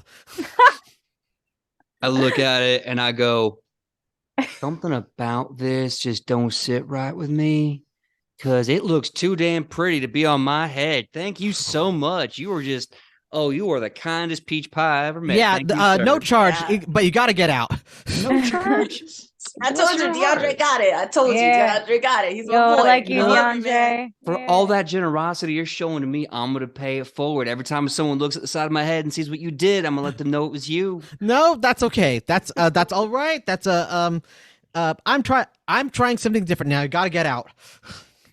Well, Bye. You want us to light a candle in your bathroom at least, or? Yes, light a candle in the bathroom. Say a prayer for me to get that bathroom clean. oh yeah, tell your mama to I'll be coming over for some sweet potato pie. All right, man. Yep. I'm ready for the Alright. potato pie and the collard greens. You got it. Sounds good. Yeah. All right. So you have left. The salon. You now have Grant M and basically an erect penis on the side of your head. I can pull it off. I don't care what anyone say. I think it Looks looks good on great, you, bro. man. Yeah. It looks good on you. Yeah. Looks good. Absolutely. Yeah, the truth is, anything looks good on you when you wear it with confidence. Know that you deserve to wear it, right? Nah, I might get one myself next time. Shoot, that's a good looking Glock you got there, man. Yeah, absolutely. Teach. I think that's a good idea. Oh, you'd look pretty with that. I tell you what. Yeah, really? Nah. Yeah, I would. It is now 11 o'clock. We're gonna cut to we're gonna cut to Peck Square before we next start the next hour. At Peck Square, you see the old man kind of just like in his office, and a tall man with a brown tie and brown slacks comes in, and he starts laying down the blueprints and starts measuring this area. And the manager goes like, "What are you doing here?" And he says, "I am here on representing the developers right now, and he wants me to kind of work on this right now." And he goes, "What's your name, Sonny?" And he goes, "Mike Brady." And like, "Listen, I'm just taking this job because I have a whole family to feed. Like, I just got remarried. Now I have 6 children to take care of and a dog. So I'm gonna just make sure that I have to take this job." And he goes, "Well, I understand that, but why me?" And he says, "I have to again, I have a job to take care of, but if you don't get this by 5 p.m., we got to turn this into luxury apartments. I'm sorry." And then we go back to the group. You have just left his Hers Theirs unisex salon. You're Trev. Howdy. What's his time? Oh, right. The old iPhone says it's 11. Good old iPhone. Alright. Where should we go? Where to? We got fresh cuts. What's next? Looking good. Oh, yeah, that's a great question. Last I checked, we gotta get Jimbo his old sniffer back. Yeah. Oh, yeah, the nose. Yeah, we gotta go to the toy shop. I think that's where I think another thing might be. Am I forgetting nothing? Sometimes I got a brain like a crow. Yeah, there's a toy shop with the little person's boss, right? Or there's something on the bag of the smelly dough that was going to the toy shop. And then Jimbo, can return his nose, bro. And is there anything? Oh, and then the warehouse. Yeah, warehouse. That's right. Yeah, gray warehouse. I don't know where that is. I may not be the smartest guy in the room, but I'm pretty sure that guy at the toy shop is Elf. I don't know what that is. Yeah. Elf? You know what? Another banger chase. What is an elf? Man. I mean, shoot. Listen, I'm just a simple country folk from the good old Hidden Valley Ranch, but last I checked, the elf of the descended family of the gods known as the Maiir, brought to this world by the great song that Malekith forsook and then eventually found an acolyte in Saruman the Great. But I don't know nothing about no elves. I'm just a simple countryman. One heck of a Final Frontier. You know, I went to Final Frontier. It was a lot smaller than I thought it was going to be. So we got the warehouse, and then we got Jimbo, and the toy store, and the guy that the maybe an exist, maybe an elf. Yeah. Yeah. All right. So I don't know about the warehouse though, because y'all don't think it clashes with my clothes? I don't know where it is. No, but we know where. Let's go. To well, Hunk said he was cooking some chitlins over there. So, right? Yeah. So where was that? Well, I can't remember off the top of my head. I mean, be honest, I'm getting a little bit distracted by the beauty of this design on Trevor's head. I mean, that thing looks like it could shoot 6 something at any point. I mean, it's great. Love it. It's pretty dope, bro. It's pretty dope. Yeah, I think Yusma might have some more info. I mean, we could always try going back to her. She might remember where I was cooking with her. Do that, yeah. Well, you know, I like to believe like a shark. You know, always moving forward. You know, like a bullet or an arrow. And there ain't no harm in going back, but ain't no distance gain neither. I think we're in motion. We best just keep going. Yeah, see, Chase knows. Yeah. Like the way you think. Where would the group like to go next? I know you're still deciding. Let's go to return Jimbo. Jimbo knows a lot of stuff. He's got a lot of stories, man. Yeah, this Jimbo guy sounds like someone I should meet. Yeah, he's really funny. You should ask him to squeak for you. All right. So you head in the direction like halfway on the way to the G Thanks Grandma Toy Shop, we find a very gray building with a lot of used baby clothes, old cribs, old appliances. You're right in front of the Pagliacci Foundation for Sad Clowns charity shop.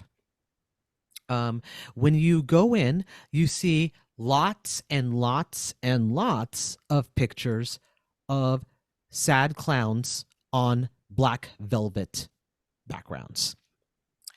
Does anybody here have a fear of clowns? Okay.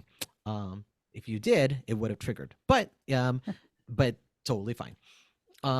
In the back, you see this man with jowls, a ruddy complexion. He wears suspenders over a loose tank top, brown slacks, just kind of like hunched over, and looks around and sees, "Hey, Chase! Jimbo, yo, what up? Long time no see. How's it going? It's going. Look, I just got these things. I'm trying to sell these things right now. They're called Nifties right now. They're all like this digital thing. I don't know what it's, but it's supposed to make me a lot of money. You're gonna get that money, bro. Yeah, I mean, like, listen, like you got them, like I know that there are these people, like these nifty bros, that when you get the digital version of these clown paintings, they're gonna make me a millionaire. So I just spent a lot of money and got some digital of these clowns, even though I got the real thing, and I think personally that probably is more valuable. But what do I know? These are nifty bros. You know everything, Jimbo. Like, I do, but don't know how to rob a bank. Yeah, but yeah. What are you doing here? Do you need used baby clothes? You know, we could do that. We got some old appliances. We just got a whole bunch of socks that were never used. A lot of tube socks. Yeah. No, I think I'm good on the baby clothes today. But did you lose your nose? And I'm like, Just like, what is this nose doing? Like, what do you have? You know, is this like when I would play with you, baby? I got your nose, now you got mine. Did you just Yeah. capture my nose? yeah, I've been learning from you showing me all those tricks and your old gig and stuff. Yeah. Yeah. But no, really, we found it in this really bad smelling poison monster thing from the bakery. The bakery. Yeah. You mean like Daily Bread Bakery where they do all that laundering? I didn't see any laundry. No, yeah, no, man. That's the bakery, all right. That's what the lady, Yzma. Yeast Yeah. ma? Clothing's always dirty. You mean Mob Ma Yeast Ma? That her maiden name? Nah, man, it's a rapper name. You know, Mama. Sounds good. Yeah. Like, listen. Yeah, think about that one. Listen, you don't want to break no daily bread with Yeast Mom. Ma is like in control of like some of the toughest mobs right now. No one messes with her. In fact, those who mess with her end up part of the daily special, if you know what I mean. You find I heard you find random things in that dough, and certain things happen. You taught me how to make a daily special once. It was good. It was good. So like no, because she's a rapper, right? So it's like, you know, daily special. So she got like a headliners and stuff, right? No. She gets rid of people and buries them in bread. Oh, she's like a bouncer. She's like a bouncer, y'all. She has bouncers. They usually work up front. Do you think she knows where like buried treasure could be? If she buries people, maybe she buries treasure. I don't think she's gonna talk to you about buried treasure. She would take it for herself if she knew about it. Well, all right. What about you, Jimbo? You know about buried treasure? I mean, I know some things about buried treasure, but it's just a fad. I'll show you, and he directs you over towards the back to several stacks of newspapers, and he lays them out in front of him. He's like, "Look at this. You know, here in this town, this person tried to find treasure, couldn't find anything. This person pulls out another piece of paper with red markers. This person said that they were looking for treasure. Now they're gone missing. Gets another piece of paper. This couple right here, the woman said that she was looking for treasure and trying to be adventurous. She had this long red trench coat and a hat that covers her face. She comes from San Diego, but never saw her again. And then her husband, Waldo, never know where he is. She kept asking, "Where's Waldo?" We never knew. All these people went missing trying to find that treasure. Hey, we're trying to find the treasure. Yeah. I'm gonna get up my iPhone and I'm gonna look through the photos. I took a quick one of the magazine. You see this guy here with the bowl cut? Apparently he buried one in a building kind of like this. Does any of this look familiar to you? And he looks around and he's kind of squinting and looking. It's like, I might need something to jog my memory, if you know what I mean. And you know what I mean, Chase. I've been in the big house, so you gotta jog my memory a little bit. Well, we can't jog because we're trying to stay at the gym. Yeah, I mean, where are we going to get a bigger house? Chase, you're the smart one. I can't believe I'm saying this. You're the smart one in this group. You gotta clue them in. Do you want me to juggle? I've been practicing. No. Okay. Nah, jog, man, like at the gym. Yeah. I need I need something for Oh. me to kind of tell you certain information in regards to this. I might know where that warehouse is. Well, I gave you your nose back. This is not A cookie something. might, maybe a crock mister. I don't know. Could make you I one of got a those. gun. Would that help? I will take a combination of the favor of the nose and your gun. Oh, okay. I'll- I'm gonna let you know right out the. It is now 12 o'clock. I'm gonna let you know right off the bat. I always forget to load the darn thing. But I don't know what AD is, but doctor said I got 80 of them sons of bitches and no bullets to put in my gun. So here you go. You said you want the gun. I will. think that's a fair trade. I will take the gun, and I could tell you right now, I know exactly where this is. There is a warehouse out at the edge of town, run by an old woman named Grandma. She used to be a housekeeper for some really big family and just left town to just work on some toys, and then just takes those toys and then sells them through an antique shop. It's all conspiracy. Yo, Trev. But you might want to look for a grandma's shop out at the edge of town. That's probably where we're going to be finding that warehouse. Wait a minute. Do you think it's that place little buddy was talking about? Little buddy saying that their boss Nick has has like a grandma's Nick. shop they drop off some toys at. I like toys. Oh yeah, Trevor, my man. Yeah. That sounds cool. Sounds cool. Yeah, I just had it's like oh shoot, what's it called? It's like a headache but with pictures. Brain freeze. No, that ain't an idea. That's what it was. Shoot. Hey, those All some right. straight bars, Trevor. Like, yeah, I should put that in the song. Yeah. Yeah. Well, You I mean, smell a song. straight bars are good, man. I love me a good gay bar. Let me tell you, you get the best drinks. I tell you what. Trevor, my man. Yeah. Got the time? Oh, yeah, howdy. It is it's high noon. What's that?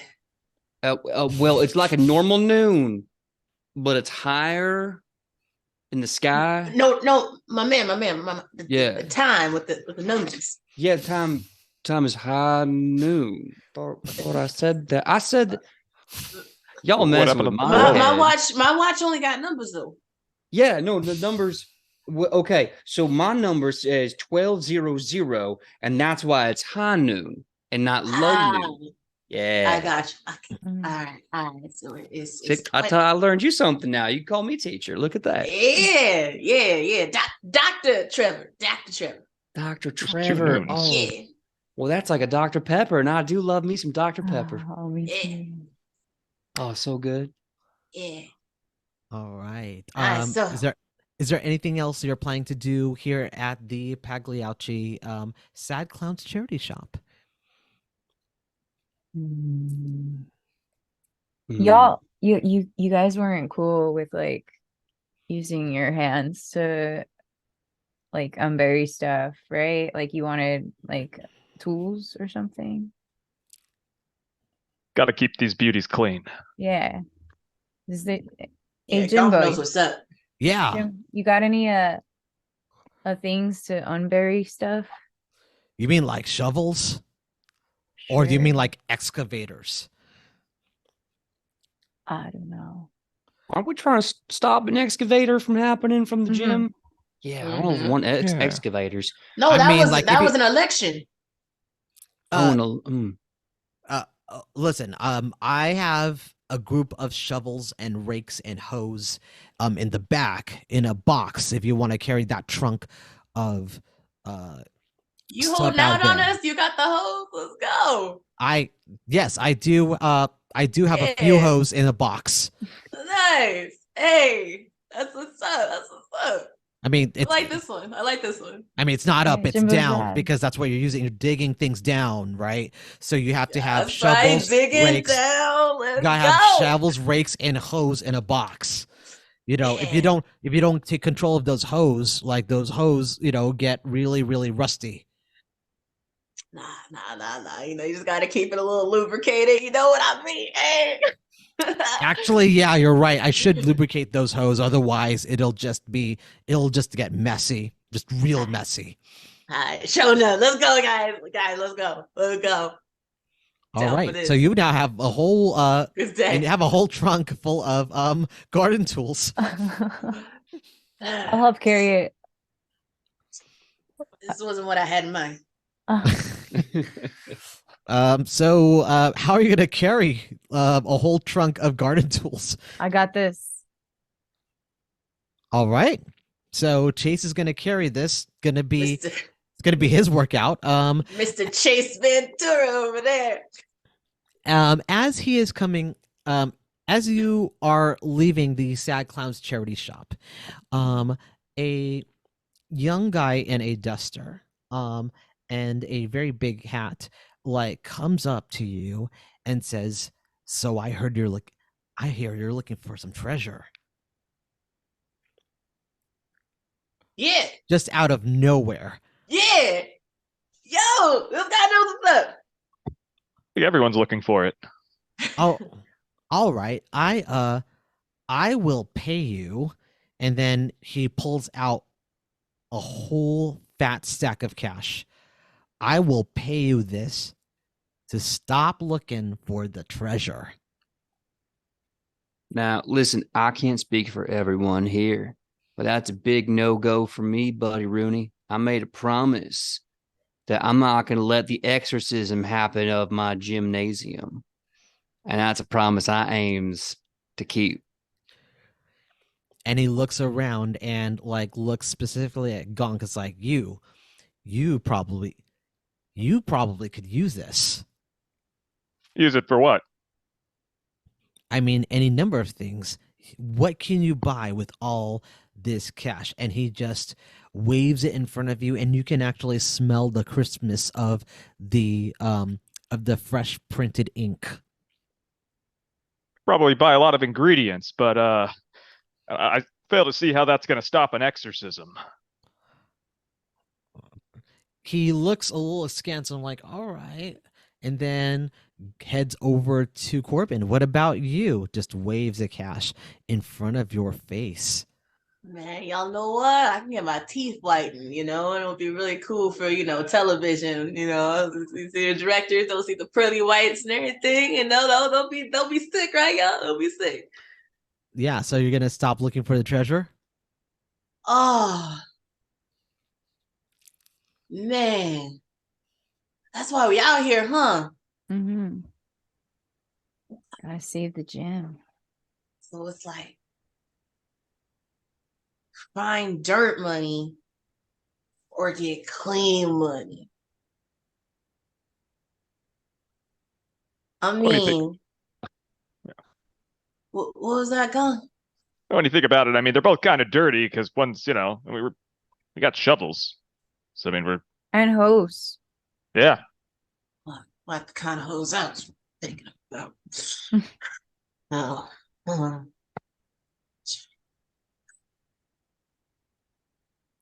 Then this man turns over to Chase and says, "What about you?" and waves the freshly printed currency in front of your nose. Smells good. Does it smell cleaner than dirt? No, I mean, dirt smells kind of good too. Okay. I want you to roll me a teeth check, Chase. Mm-hmm.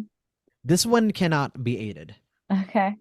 Because this is specific to Chase's sense of smell. Mm-hmm. All right. So tell me how many sixes or how many ones. I got no sixes or ones. Okay. So it doesn't really move you. You just notice that like the smell of the ink is fresh for this money. Hmm. Hmm. Did you make this money? Can you make money? I mean, you can make money if you stop looking for the treasure. Mm. But why do you want us to stop looking for the treasure? We're trying to help people, man. I just want to Yeah. help.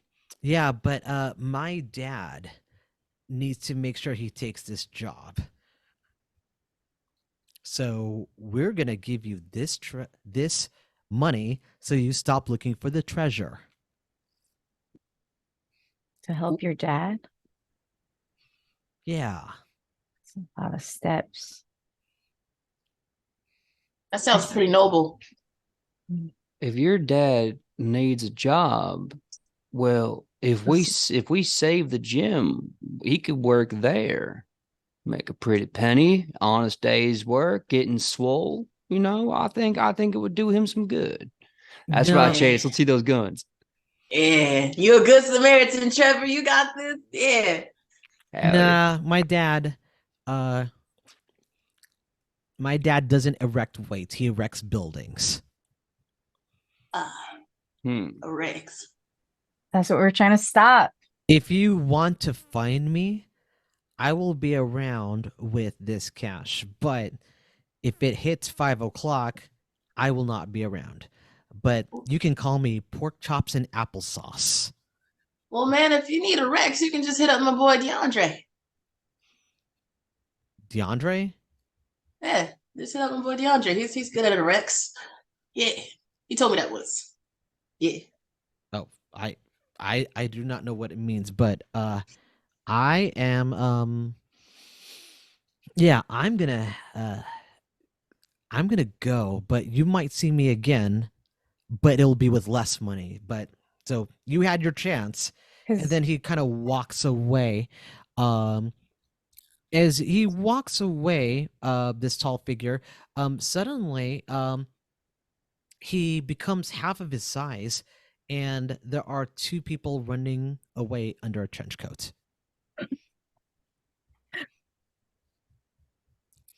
Yo, I may not be the smartest guy You are in smart. the group, but not the smartest. I think so. Pretty dang close.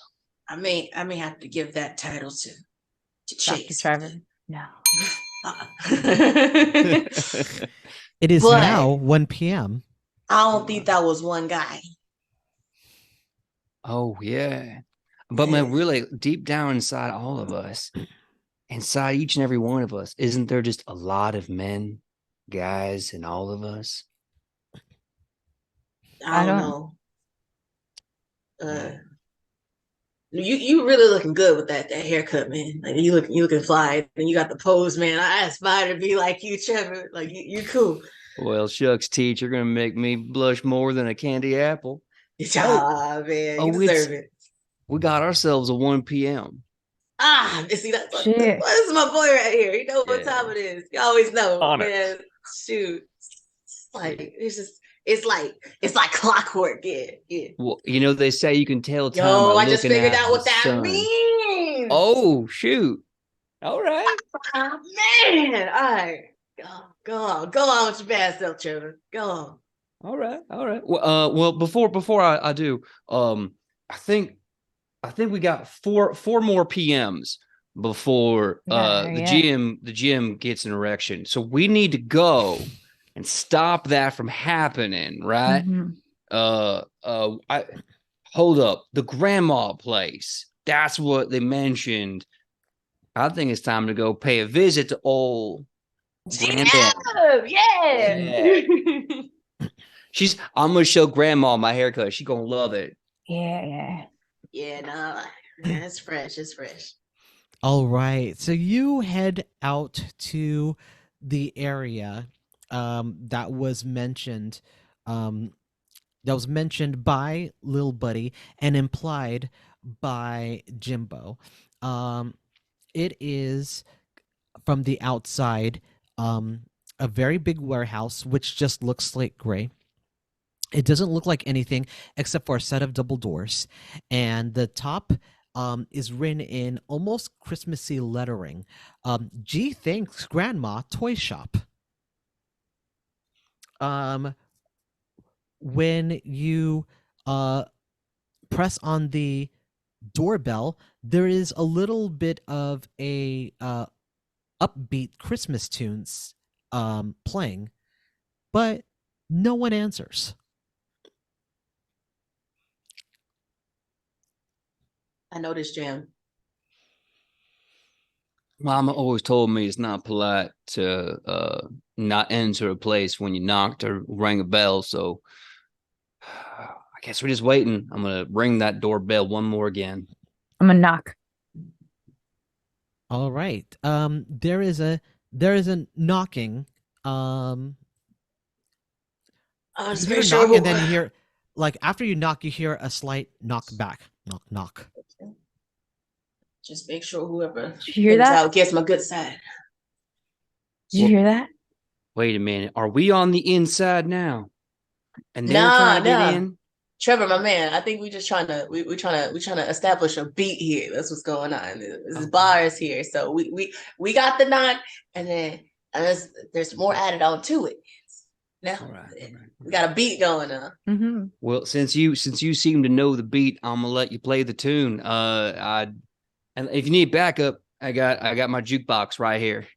All right, so let's do this. So as Chase attempts to knock, you hear a specific knock, knock is the response.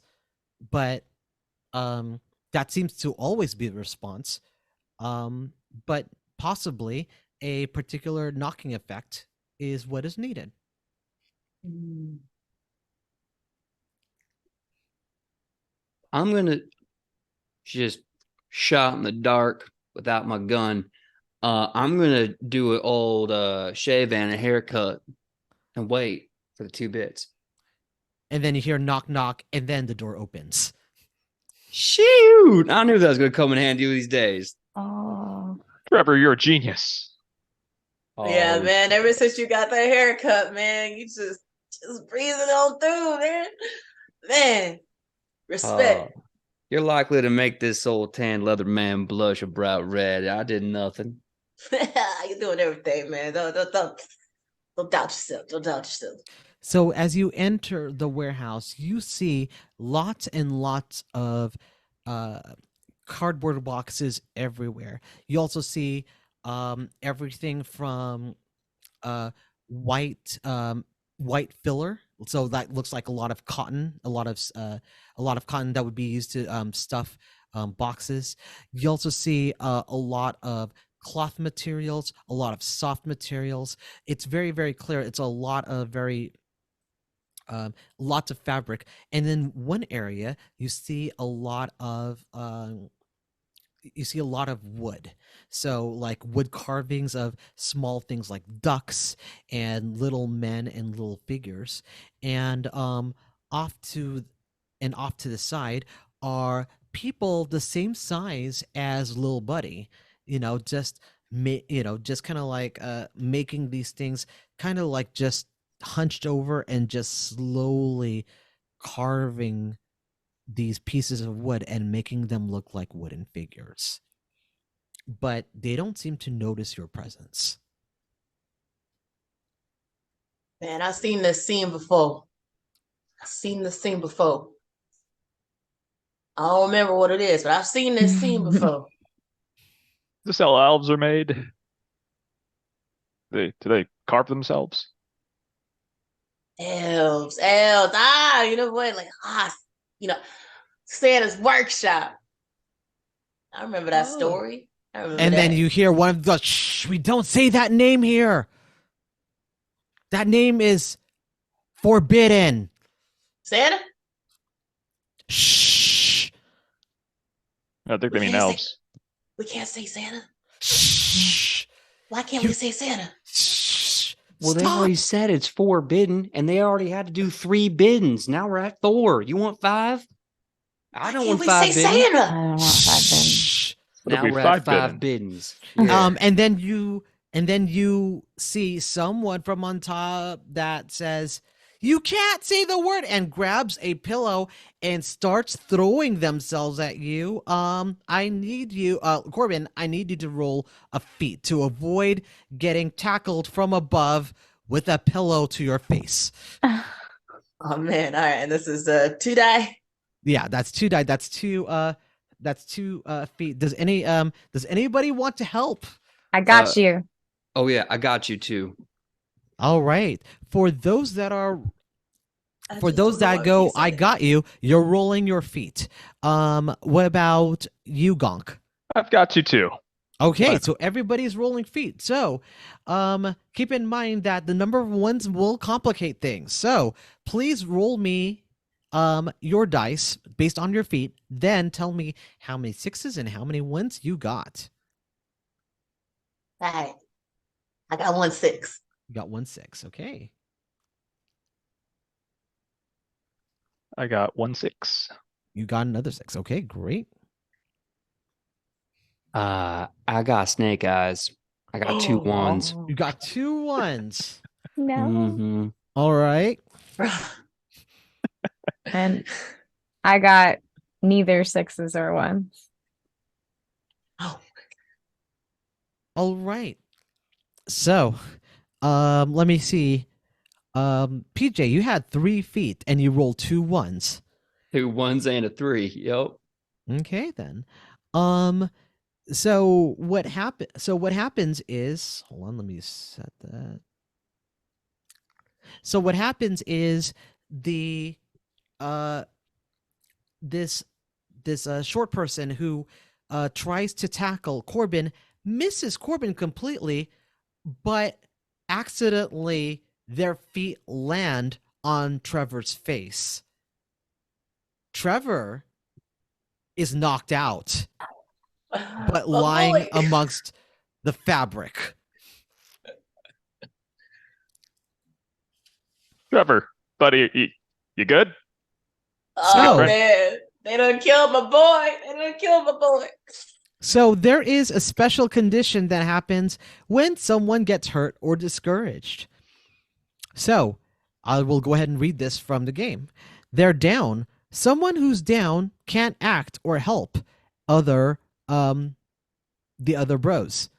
But if someone can give them a hug, a high five, or a reassuring fist bump, or some kind of positive physical contact, they're no longer down. So what I'm going to do is I'm just going to have you kind of role play the ushering Trevor back up on his feet, even though he is knocked out and lying among the stuffing. You got the stuffing knocked out of him. Get him back up. What does the group do? I'm gonna say encouraging words. Should I go? I leave it up to you. All right, man. Come on, Trev. Come on, my man. You got the GM Glock on your head by my homie not Trevor, DeAndre. You got the Grand M Glock, man. You oozing gangster. All right. This can't be how it goes, man. Come on, Trevor. You my bro. You my hillbilly redneck bro. I need you here. Who else is gonna tell me how to read this watch? GM, does that bring me back on my feet? I'm gonna say that does. It was so impassioned. All right. That Trevor comes back. I'm hearing you. I'm hearing you say that, and that's got. No, rednecks was a riot. What? I'm sorry. I had a wonderful dream, and y'all were in it. And little buddy had himself a feisty little friend who kicked me right in my noggin. Hi, friend. Man. My name's Trevor.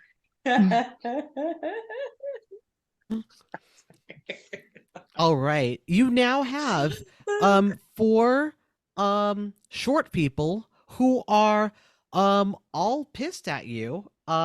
And they have various items in their hands. One of them has a wooden carving thing. One of them has a sharp chisel in their hand. One person has like the pillow. full of stuffing, and another short person has a pillow filled with other unspecified things. So there's one for each of you. They're all going to attack you individually. So we're gonna do a little bit of a fight, and I'm gonna have Trevor go last. I'm gonna have Corbin decide when they want to go because they give the inspiring speech. So we're gonna start off. So 1, 2, 3, or 4. Corbin, what order do you want to go in? You want to go first, second, third, or fourth? I'm sorry. Let's go third. Third. Okay, great. So I'm gonna randomly determine who gets attacked first, and I'm gonna say it's Chase that gets attacked first. Chase, someone is coming to you with like a wooden figure. How do you want to deal with this? I want to bite him. You're gonna bite it, so teeth. Yes. Yeah. All right. So if you decide that you want to help, that means that you skip your turn, and the entity that's coming after you gets almost a free attack. So just be advised. Does anyone want to help Chase? Going once, going twice. Yes. No, I was clarifying. We help. We don't get a turn. That correct? Correct. I got this. Like, because each of these people are now attacking each of you individually. Oh yeah. So no, do your thing. I got right. Chase Ventura got this. All right, Teeth. Roll me 3d6, please. 1, 6, and 1, 1. Okay, so you use your teeth to bite this short person attacking you with a wooden figure. You manage to injure them successfully. Like you bite into their hand holding the figure, but that wooden figure snaps in your mouth, and your teeth are a little bit bloody. No broken teeth, just bloody teeth, and it hurts. It hurts big time. Next we have another figure is coming after Gonk. This figure has a chisel in their hand. At this time it is now 2 p.m. Okay, I think Gonk is a lover, not a fighter, so Right. I think he is going to try and slink away and like kind of lose the guy in the box kingdom inside of this this warehouse. So is he using feet? Yeah, I guess that would be feet. Yes. Okay, go ahead and roll 4d6 unless anyone wants to help. Going Gonk got once, this. going twice. All right. All right. Here we Okay, go. roll 4d6. All right. That is 1 1 and 2 6s. Okay. All right. So you managed to run through the boxes, through the filling, and you evade the person chasing you. However, you are now lost in the factory. But you are free and clear. You just are lost. Next we are going to Corbin. Okay. First of all, Trevor, I know we're in the middle of fighting. Can you give me the time? Howdy. What was that again? What was the time? I know we're in the middle of something, but can you just tell me real quick? Right. I believe it's we got 2 p.m.s. We got 3 p.m.s left.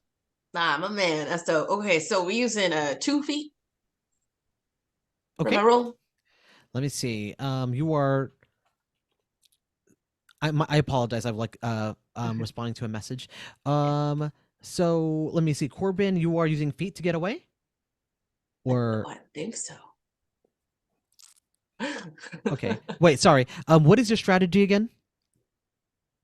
That's a great question. Yes.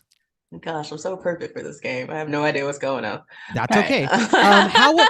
I'm gonna say, okay, Corbin is dealing with a short person that is like attacking you. How Oh, would they react? Are they gonna fight it? Are they gonna run away from it? Are they gonna do something else to it? oh no, Corbin's fighting. Fighting. Okay. What's his dogs? All right. Roll me 3d6, please. 3d6. Okay.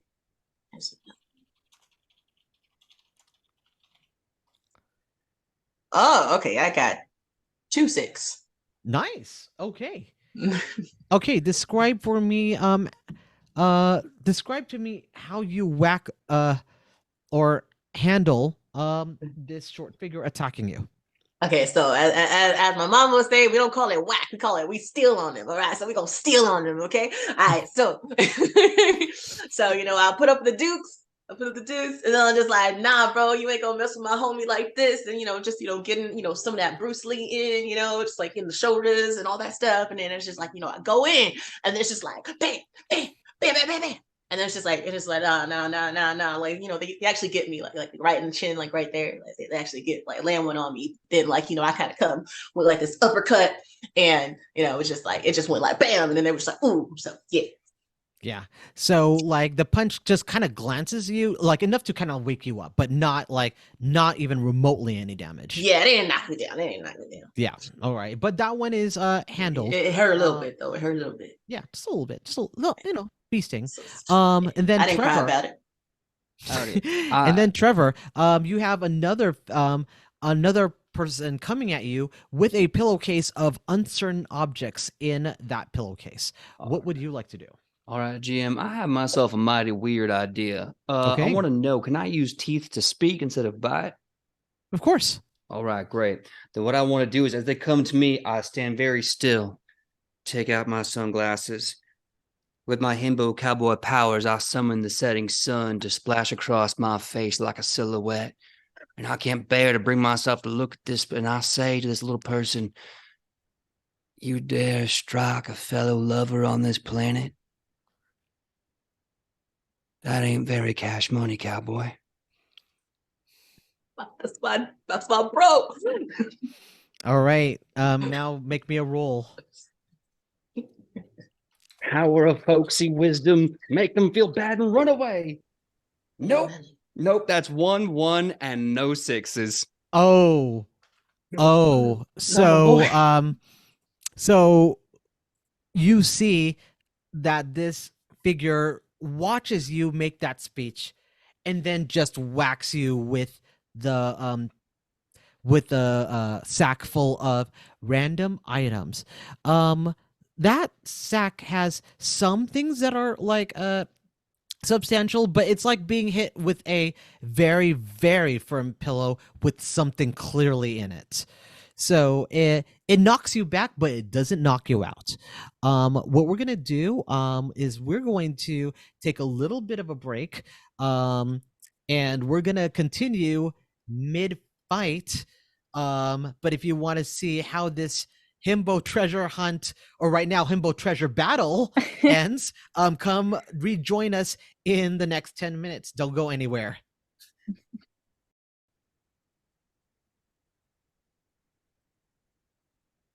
All right.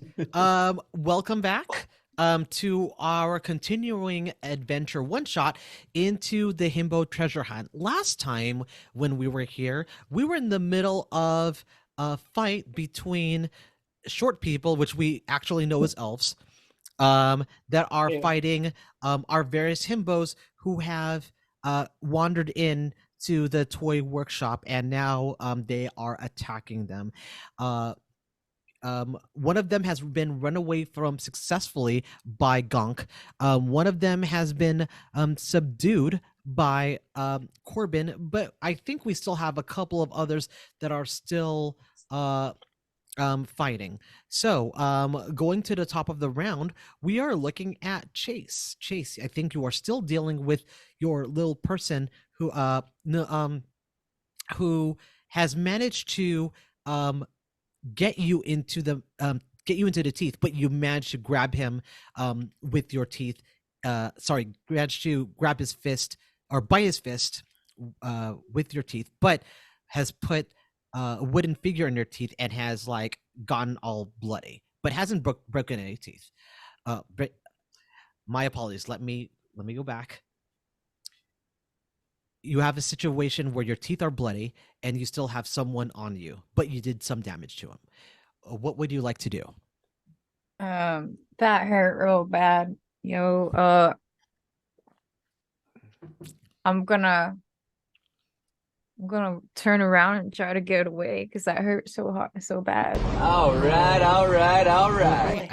I need you to roll feet.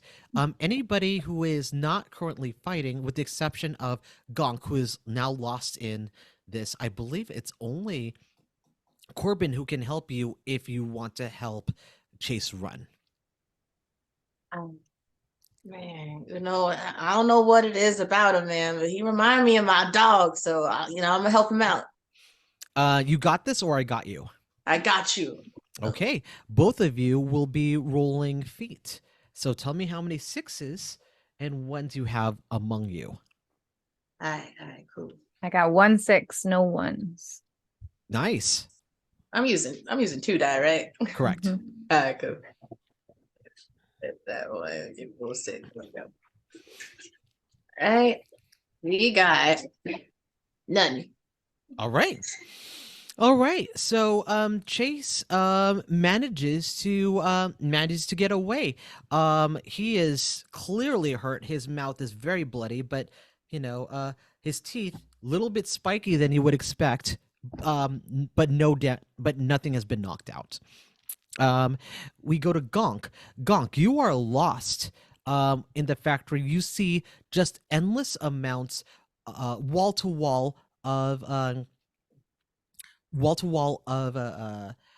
cardboard boxes. But on one side, you see what looks like a manager's office, almost similar in structure to your Peck gym. Like, when you kind of look at this, like, oh, this almost looks like the gym, but not. Do you decide to do anything? I think I'm gonna approach it, but I want to do it all sneaky like, because I don't know if there's any more of those elves around, so I'm gonna have to sneak towards it. Okay, we're gonna have you roll feet. Okay. You cannot be helped because you are alone. Go ahead and roll me 4d6, please.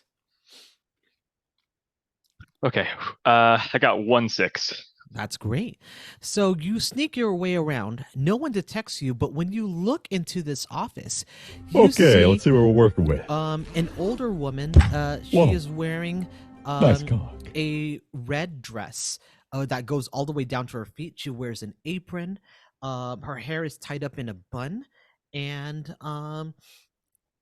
you see that she's like carving things with on one side, and all of the stack of papers on the other side of the desk. So that is happening on there. We now go over to Corbin. Corbin, do you do anything right now? I think actually you helped Chase, so Chase is with you right now. Is there anything in particular you want to do?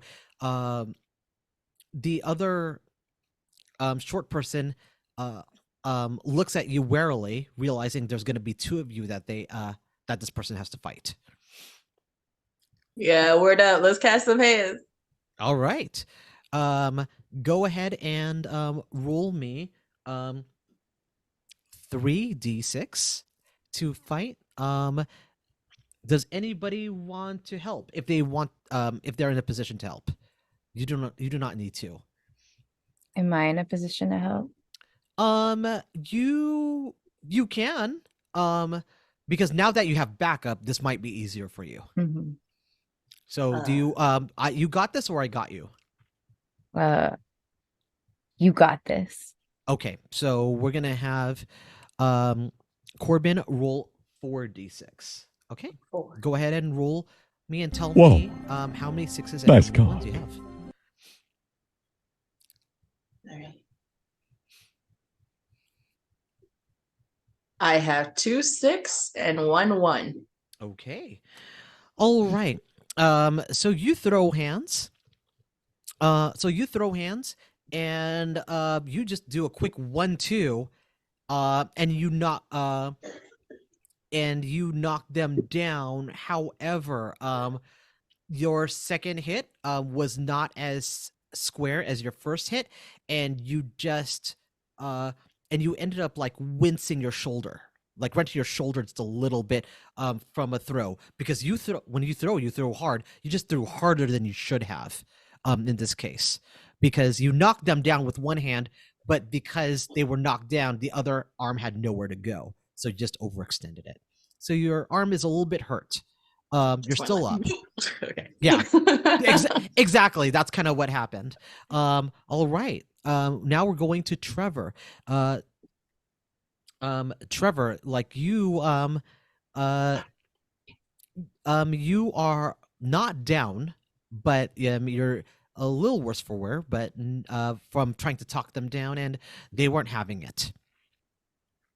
So I'm going to use that 350-pound hip thrust that I've been training for a long time to load all the power in my cake, and I'm going to leap at them with a mighty flying knee, or if it makes more sense, leap at them with my butt. Either way, I'm just gonna missile myself at them, and hopefully that's a feat. That's feat to hit them. All right. Let me see. Also, I do want to remind people that you do also have a specialty if you need to re-roll your dice. In that case, you would have to explain why your specialty works. In the case that you want to re-roll, this might be important. So re-rolls are important in this game. So, so here's an important question for you. Are you attacking with your knee or are you attacking with your butt? I need you to specify. I gotta say butt. Okay, so basically you're gonna butt him with your butt. Mm-hmm. All right. I guess I'm going to assume you have a beefy butt. So we're gonna so that is a 2d6. And I don't think no one else can really help because they helped each other out last round. So yeah, you must roll. You have a 2, which means you probably may not have the best aim, but maybe your butt has eyes. We'll see. We'll find out. Yeah, no, that's a 2 and a 3, nothing else. So I'm curious, how does the specialty work? It lets me re-roll. Yes, so it lets you re-roll, but I need you to tell me how your specialty allows you a re-roll. So how does workout jams allow you a re-roll? Well, before I do this, I'm really curious. Can I only use it once, or can I use it however many times I need to? You can only use it once per game. No, I'm gonna save it. I'm gonna save it for the end. I know combat's rough, but I feel like we're gonna have a harder turn after this. So I'm just gonna shoot out with my boot, scoot, and boogie, and I'm just gonna go wide. Gonna miss him by a mile, Right. Like you have aim, but your ass doesn't.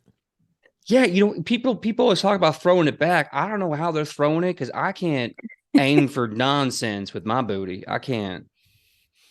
I mean, Holla Back doesn't have aim. All right. That's what I'm saying. That's what I'm saying. Holla Back is it's like blind fighting. Right, exactly. All right, going to Chase. Chase, you the person that was fighting you is knocked out. So the only things is Trevor is trying to butt fight one of their short people, but being unsuccessful. And then you have Gonk, who is nowhere to be found, and you have no idea where he is. What would you like to do? Oh, and you're also bleeding at the mouth. Mm-hmm. And of the elves that we're fighting, which ones are left? Like only one. Actually, right now, only one. That's the one that Trevor is dealing with. All right. Well, I've been hanging out with Gonk all day. I'm a little worried about him. Mm-hmm. So I'm gonna try to sniff him out, see if I could find Gonk, see if I could catch his trail. Okay, I need you to roll me a feat. So that is so 2d6, please, unless someone wants to help. All right, then you're rolling 2d6. I got no 6s and no 1s. Okay, so you're looking for him, but nowhere immediately to be found. The peppermint's getting in the way. It's so spicy. There is a bunch of peppermint in this area for sure. Gonk, you see this carving something, and it looks like a very big mouse. And then after she sets it down, she handles a lot of paperwork.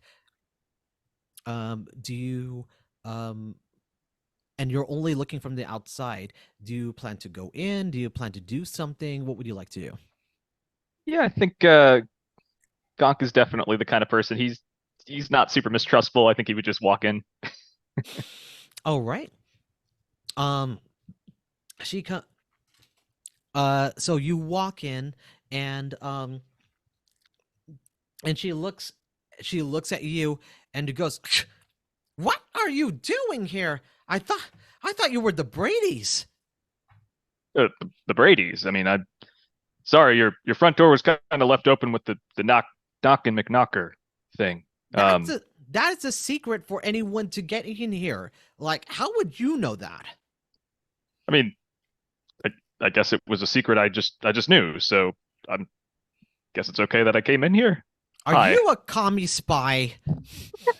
No, I mean, I'm a Gonk, but my close friends call me Lloyd. So well, I'm not your Yeah. close friend, and you just trespassed. So, give me a reason why I shouldn't knock you out with. And she looks around for something sharp, and she finds a playset of a pirate ship, and she pulls a pirate flag with a sharp, pointy end, and she goes, "Otherwise, I'm going to stab you with this." And the Jolly Roger is like waving around in her hands. I mean, it's kind of a long story before. I get the point. Yeah. But I lost my friend Chase. It's a really cool person named Trev. Trevor's around here somewhere. I mean, they're all beautiful people. Corbin's super cool and like the smart one. We're just trying to save our gym. We're trying to exercise it. I mean, maybe you've exercised a gym before. I don't know. We're just trying to make this work. I did all of my exercising when I worked for the Bradys. Being their housekeeper sucked. Just absolutely sucked. They had me like they have 6 kids. Like, what is wrong with you people that you have 6 kids? Like, couldn't you didn't you know when to stop? So after that, I decided I'm going to go work on my own. And then I met a wonderful person named Nick, and I'm his supplier. Sounds like a cool guy. Yeah, cold guy. He's a cold guy. Okay. He's a cold guy. He could use some exercise. Yeah, for sure. He should work out with us. I mean, if he ever wants to, maybe he can help us out. We're trying to save a gym. He's more than welcome. We could always use another dude in our group. It is now 3:00.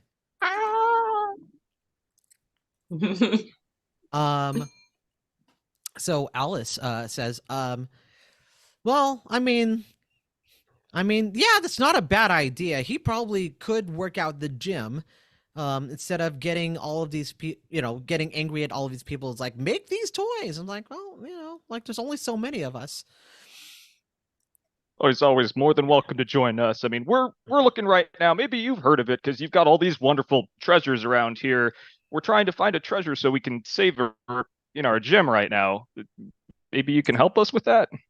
Well, funny you should mention that. I am working on something right now, and she brings you over to the pirate playset.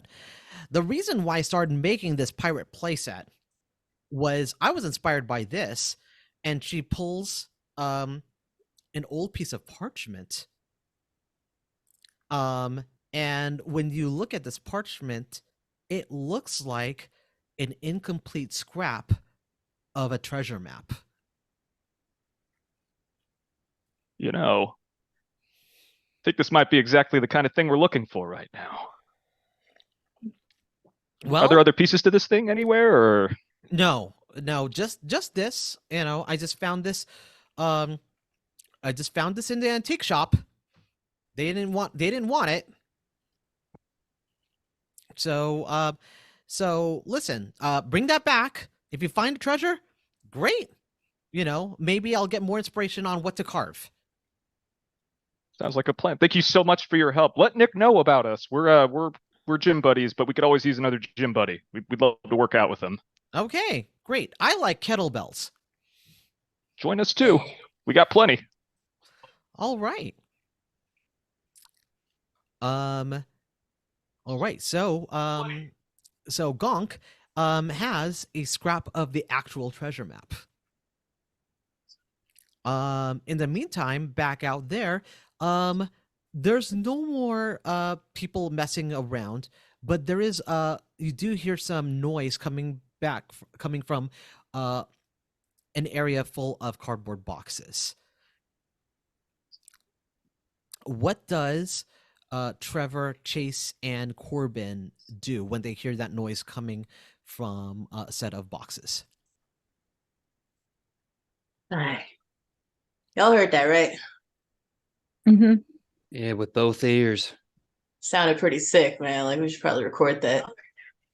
Yeah.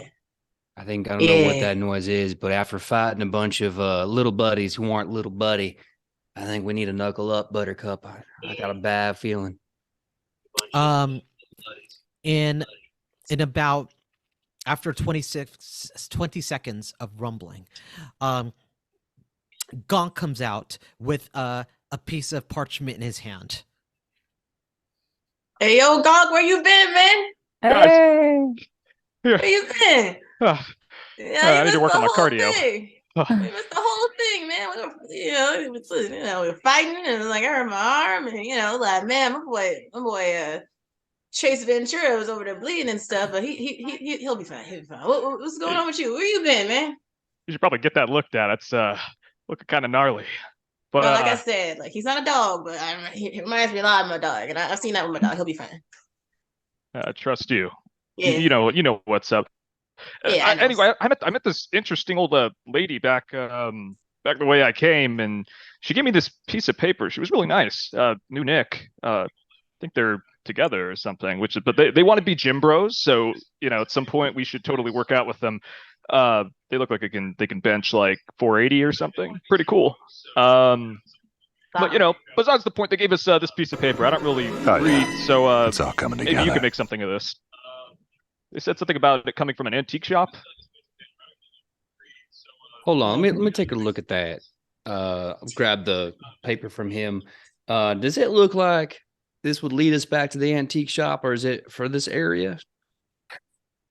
They said they got it from an antique shop. So antique shop. Yeah. So maybe there might be some other pieces we can get there if we're looking for this. I'm hoping maybe there's some other stuff they're selling there. It might sell more dough, might sell more of these pieces of paper. We could combine it into something. Is it pictures or words? Well, this looks like a piece of a picture, but I mean, yeah, there could be words on the picture. I hope it's pictures. I like pictures. I like pictures too. Are there any pictures I recognize or might know what they are on the map? When you look at the map, it's more like iconography rather than like when you think of a stereotypical treasure map, right? You think of almost like a maze, like sort of like an outline of a building, and then like a pathway, and then an X. And that's pretty much what you see. And you see some corridors. And when you look at these corridors, I'm gonna have everyone roll me a teeth. And based off of the number of sixes and the number of ones, I will tell you information. All right. Ooh. So just How many in my roll? That's 2, right? You are Corbin, you have 4 teeth, so roll 4. 14. Little teeth. All right. You have one, and nothing else. Okay. Oh. How many? All right. How about you, Chase? I got 1 6 and 2 1s. Dang. All right, At Gonk. least we got a 6. So it's always kind of high risk with something like this because I've got the 2 die to roll, but I got 1 6. Got 1 6. All right, and then Corbin. Oh, I got 1 6. So you have 3 6s and 3 1s. All right. So this is what you know. This place looks very familiar because this looks like the Peck and Peck. This looks like the actual gym. It's like, so the treasure has been at the gym all along. The problem is it takes you a long time to get there. So in the interest of time and to make things more interesting, it is now 4 o'clock. Oh no. When you arrive at the Peck and Peck. The Peck and Peck, you arrive and already you see Mike Brady and 6 other children of various ages from 17 to like 5 who are all trying to create a little bit of a celebration. They're all dressed in these like tracksuits and they're all rehearsing for their mini celebration, which will start in an hour. They're very confident that they will get this celebration going. But you are in there right now while all of these Bradys are rehearsing for the celebration. It is now 4 p.m. I'm setting the timer right now. So in inside game time, you have 1 hour. Real life time, you have 12 minutes. All right. Tell me what you do. Well, first of all, Trevor, what time is it? My guy. It's 4 p.m. So we got 1 p.m. left. Oh. Yeah. I'm gonna use we this. gotta get this cracking. It's not doing good for my resume right now, man. Yeah. Okay. I think this map still works here. I'm gonna use all my feet to run as fast as possible to where I think this map is telling me to go. Wait, don't forget the shovel. Oh, right. Oh, thank you for the shovel. If anyone wants to try and run with me, many hands make light work. You know what they say. I got you, bro. Yeah. All right. Okay, so Trevor is making the roll. How many people are helping Trevor? Raise your hand. All right. Okay, so All add 2. right. How many people are gonna say I got you, meaning that they're gonna roll as well? Sorry. Roll feet. I wanted to do I got you. Yeah, like I'm gonna help him out. My bad. Okay, you're gonna help him out. Okay. Yeah, my bad. So Trevor, Mhm. you are going to be rolling feet. So one from Chase, one from Gonk. So you're rolling 5. And then Corbin, are you rolling separately or are you helping Trevor? I'm rolled separately. All right. So you are rolling 2. 2d6. All right. Tell me the number of 6s and 1s you got. Here we go. Oh my God. Yeah, almost be my birthday. I got 3 6s and no 1s. Yes. Oh, okay. Hi, my man. All right. What about you, Corbin? Man, I got 1 6 and 1 1. Okay. Yeah. Okay, so what happens is that looking at the map, like you all pieced it very, very well. Gronk being clutch and finding the treasure map, and then Chase making sure that you have the equipment ready. You go down into the basement, and behind in the basement you see a utility door that just hasn't been opened. You bust it open because you got muscles, and you find that there is an area that is undeveloped underneath and is dark but is clearly all dirt. So you are now traveling underneath the gym, and it is dark and dinky. But But you sort of find a place, but it's kind of like pitch dark. While you are there, you hear gurgling sounds, like It's coming back, y'all. Man, that's a beat. Oh. All It's a right. beat. It's a beat, right? Yeah. I'm gonna polish up my cowboy boots real nice, because you got to make yourself look real pretty when you go to a monster's funeral. Everyone else, you go find that treasure. I'm gonna have myself a little tango and a do-si-do with Doughboy over there. So keep in mind that this gurgling is in front of where you know the treasure to be. So it's the four of you would have to fight together, or you get no treasure. All right, y'all. All right. How would you like to fight? I'm gonna start off with Trevor, and we will see how many 6s and 1s you are rolling. And each of you, there's no assistance. You basically just give me a straight roll and you describe what you are doing. Remember, you still have specialties if you haven't used them. Start off with Trevor. All right. Well, my highest stat is my teeth. I think it's time to give this whole thing another try. But I'm gonna do a little differently this time. I'm gonna rip my shirt open and call upon the powers of my Lord and Savior Matthew McConaughey from Magic Mike. My skin becomes glistening and bright and shiny, and the spotlights hit me as my cowboy hat tucks down tight, and I say, "Get, critter, you ain't gonna like how hot this is gonna get." And I'm gonna try to roll teeth for that. You may do Okay, so. I will allow that, and you brought in Spotlight, so you can now see where things are. Yes, Matthew McConaughey, you are God. All right, tell me how many Man, 6s and Trevor. 1s you got. Okay. Now, I got 2 1s and a 6, but I also have my specialty. Do I You- lose the 6 or I don't know? Oh, that's right, you haven't used your specialty yet. Yeah. If you re-roll, you re-roll everything. I want to take that. I got a 6, but 2 1s. 2 1s ain't good, but a 6 will get us somewhere. What do y'all think? I'd say go for it if you want. Go for it. Okay. So, Man, Trevor, you like a god, man. You shining bright, man. oh shucks, I'm just doing what I was taught to do. All right, so I'm gonna get on my iPhone and I'm going to play. I've been really loving this out of character. Tonight by Sunset Neon, and when the beat comes in with you're a phoenix and it's time to rise, that's when I'm gonna just try to put a little bit more oomph into it. And I'm really hoping this works. All right, roll me again, 4d6. No, it's worse. 2 1s, no 6s. Oh, Oh, Matthew McConaughey, why have you forsaken me?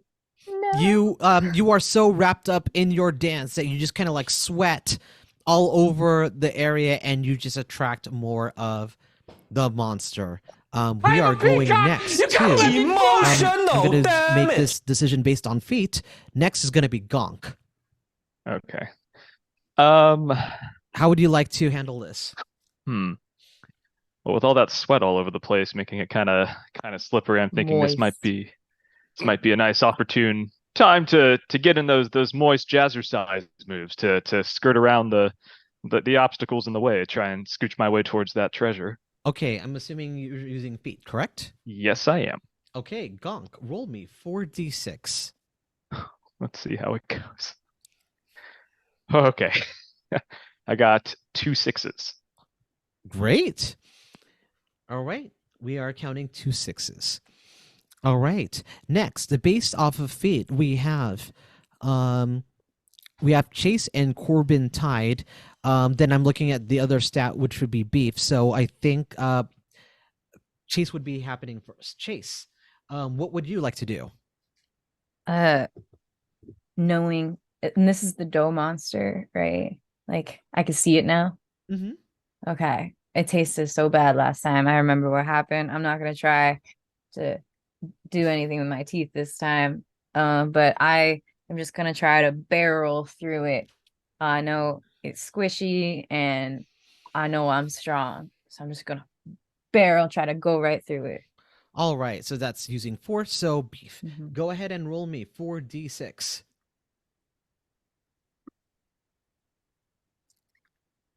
So I got 1-1, no Mhm. sixes, but because it's wet now Mm-hmm. from all the sweat, I'm used to running head first into the water to save drowning children Mm-hmm. as a lifeguard. Mm-hmm. I want to use my specialty of lifeguarding to reroll. All right, I allow it. Go ahead and Yeah. re-roll your 4d6.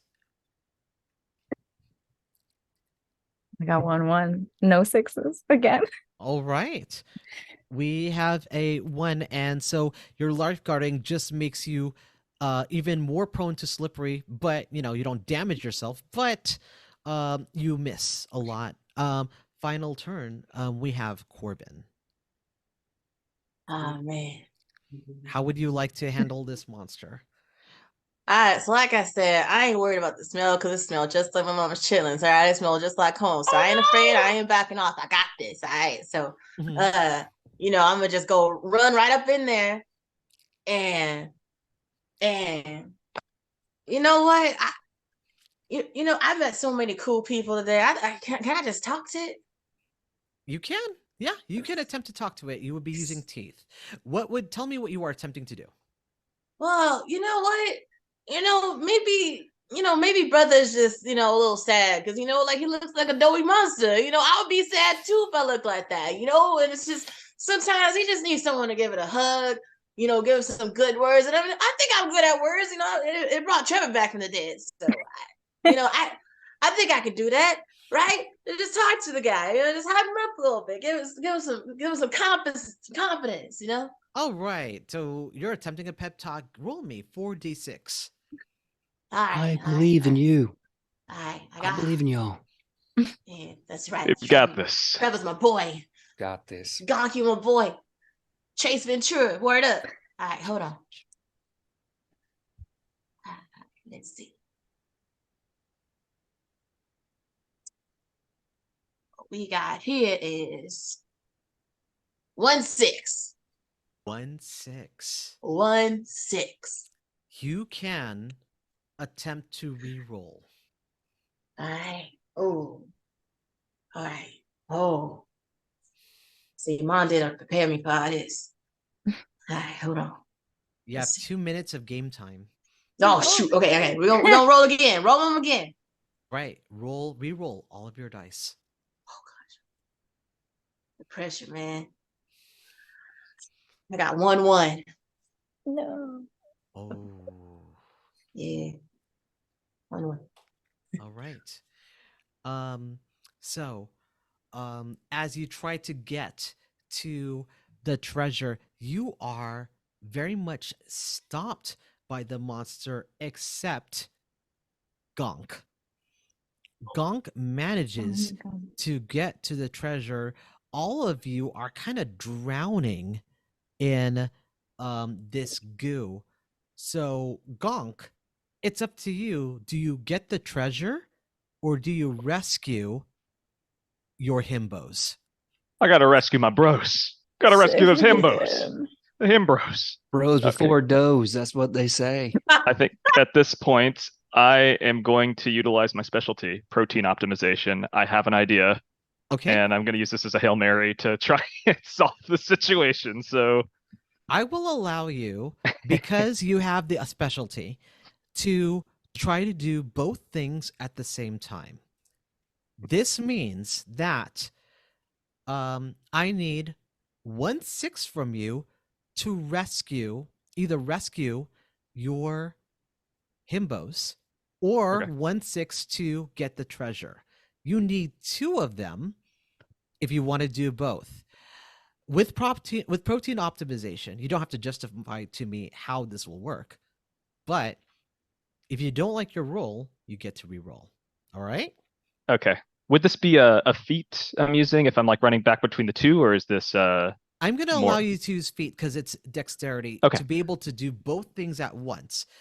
So the time has technically ended, but this is your last action that will determine how this will go. This is all on you, Gonk. Okay. Come on, bro. I don't know how to swim, man. if this works, I have an idea of how I manage this. Okay. You can do a Gonk. Okay. You roll me 4D6. 4d6. Okay. I was that was very much a clench moment there. I got very lucky. Okay, I got a 2, a 3, a 6, and a 6. Oh, Oh my All right, Look Gonk. at that! Narrate. Oh, so cool. There, You let me have get the voice narrative back. Hold on. control. Tell me how you rescue your fellow It's all coming himbos together. and then grab the treasure.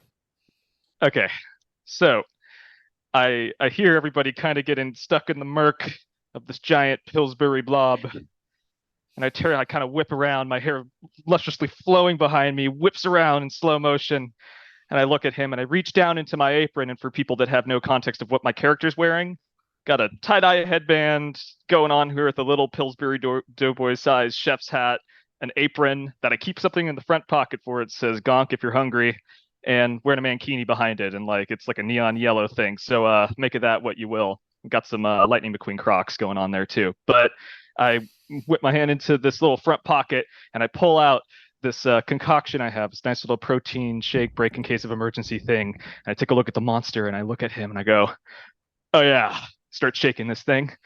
It's all coming together. And I throw it at him into the, and this thing just lands inside of it, breaks open, and whatever concoction I put together, I can't remember because it's been years now, starts spontaneously combusting in on itself, kind of shrinking away from all my wonderful himbros.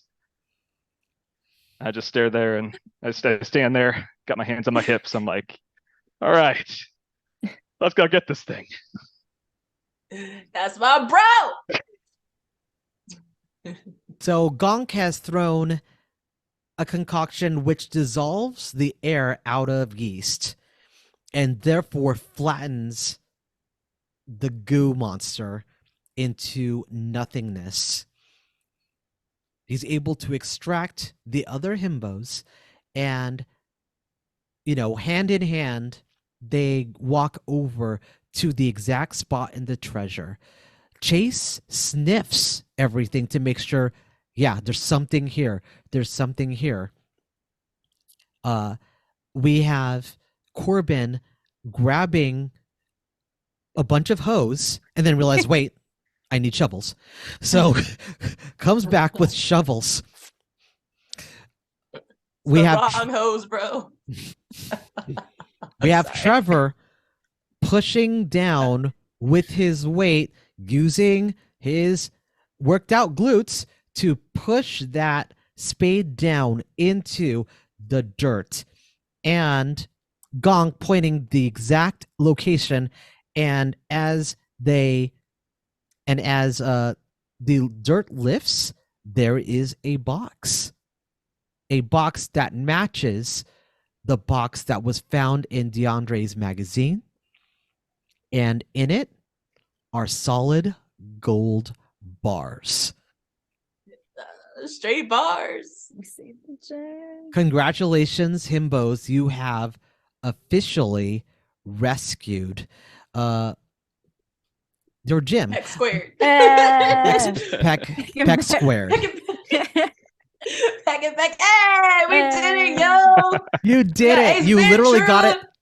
You literally got this at the buzzer. Dang.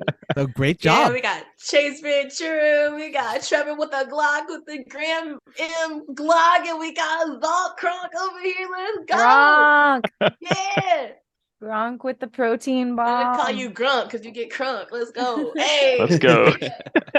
I've run multiple one-shots, and this was the closest. This was the closest to losing that I have ever seen. Great job. Literally at Oh, the man. buzzer, y'all. Oh, that was so fun. Way to go, That was team. so silly. Yeah. Good job, guys. And We with saved that, the gym. We with that, saved it. with that, I will turn the hosting duties back over to Jem. Mhm. Oh my goodness. Whew. I think that was the most chaotic role-playing game I've ever played in. But that'll bring us to the end of our show tonight. That was absolutely ridiculous. I'm so happy we saved the gym to work out another day. I want to give a huge thanks to everyone joining me today in the cafe. This was so much fun. I loved having you at this table. Before we go, I want to go around. I want you to, is there anything you want to plug? Where can we catch you? Where can we catch you next? Where can we find your social medias? I'll start with Phil. Okay. It's my first time ever doing one of these things, so I don't know what I'm doing. So there's nothing, I guess, tabletop gaming related you can find me on. I guess not yet, because apparently I'm doing a good job. So I don't know. It might be another thing. But till then, I do drag stuff and burlesque stuff and MC stuff, and honestly, just dress up and be cool in places. So y'all can find me at Phylistine Etienne on TikTok. Instagram is Phylistine.Etienne because it was Phylistine Etienne, and then I had to change it, and then I couldn't change it back to Phylistine Etienne. And then Facebook is the URL is Phil A Show. So Facebook. That was my drag name. I couldn't change it. So I love it. And we just linked your socials in the chat for anyone who wants to follow. I was literally like referencing it too. I was like, oh, what are they? I'm on the spot. Told you I'm perfect for this game. Ev, if you would like to go next, where can we find you? Yeah, sure. Luckily I'm pretty easy to find. I've like Spielberg Fan 1 for all of my social media, so like Twitch, Twitter, YouTube, like you name it. I think the only thing that is different in the links that I have, if you search Twisted Wonderland English dub, that's a current thing. I've been doing some voice acting for that, so I do voice acting stuff on the side. I do some cosplay work, but we're currently putting episodes of that out. So if people like Disney related stuff and checking out like fun little dub things, that's what we're doing. But yeah, I Twitch stream. Yeah. So yeah, we've been doing Lego Star Wars stuff, and that's really all I've got. That's awesome. That's cool stuff you got. And then PJ. Hi everyone, my name is PJ Megaw. You can find me all over the internet at pj.megaw, except for Twitter, where I'm just PJ Megaw, no dots there. You can also see me as the Forever GM for Edge of Legend, which is the Pathfinder 2e show on my channel, Nat20 Productions Official. We just started season 3 last week, so this will be episode 2 of season 3. We also have a new project we're working on there for Nat20, so check out that, as well as one for Q Times. And if you like Vampire the Masquerade, you can go check out Queen's Court Games on Spotify or YouTube and check out the Vampire the Masquerade podcast that I've been a part of for about a year or so. Some other award-winning podcasts with them that I've been very fortunate to be part of. So I'm all over the place. I hope to see you all again soon. This was a lot of fun. Thank you. And lastly, our amazing game master for the night. Thank you so much for being willing to jump in and run this game. Ryan Omega, where can we find you? Hi, my name is Ryan Omega. You could find me at Twitter under Ryan OMGA. And you could find me on Instagram under Ryan Omega. You could identify me with my blue check mark because it's a new thing. And you could find me if you go to twitch.tv/Perception Studio. I was playing in a charity game for Rainbow Railroad, which is an important charity that is looking to relocate people who are LGBTQ from places of danger and give them a new life elsewhere. So we were playing a very all-queer game. I played Mama Tequila Mockingbird. And it was all the disaster gays in one stream. It was amazing.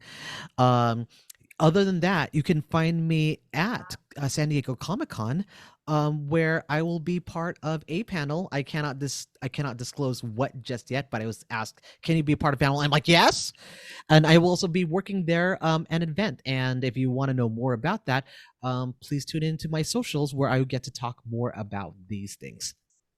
So, and I will be at Comic-Con this year, so I'm definitely going to hit you up about that. Yes.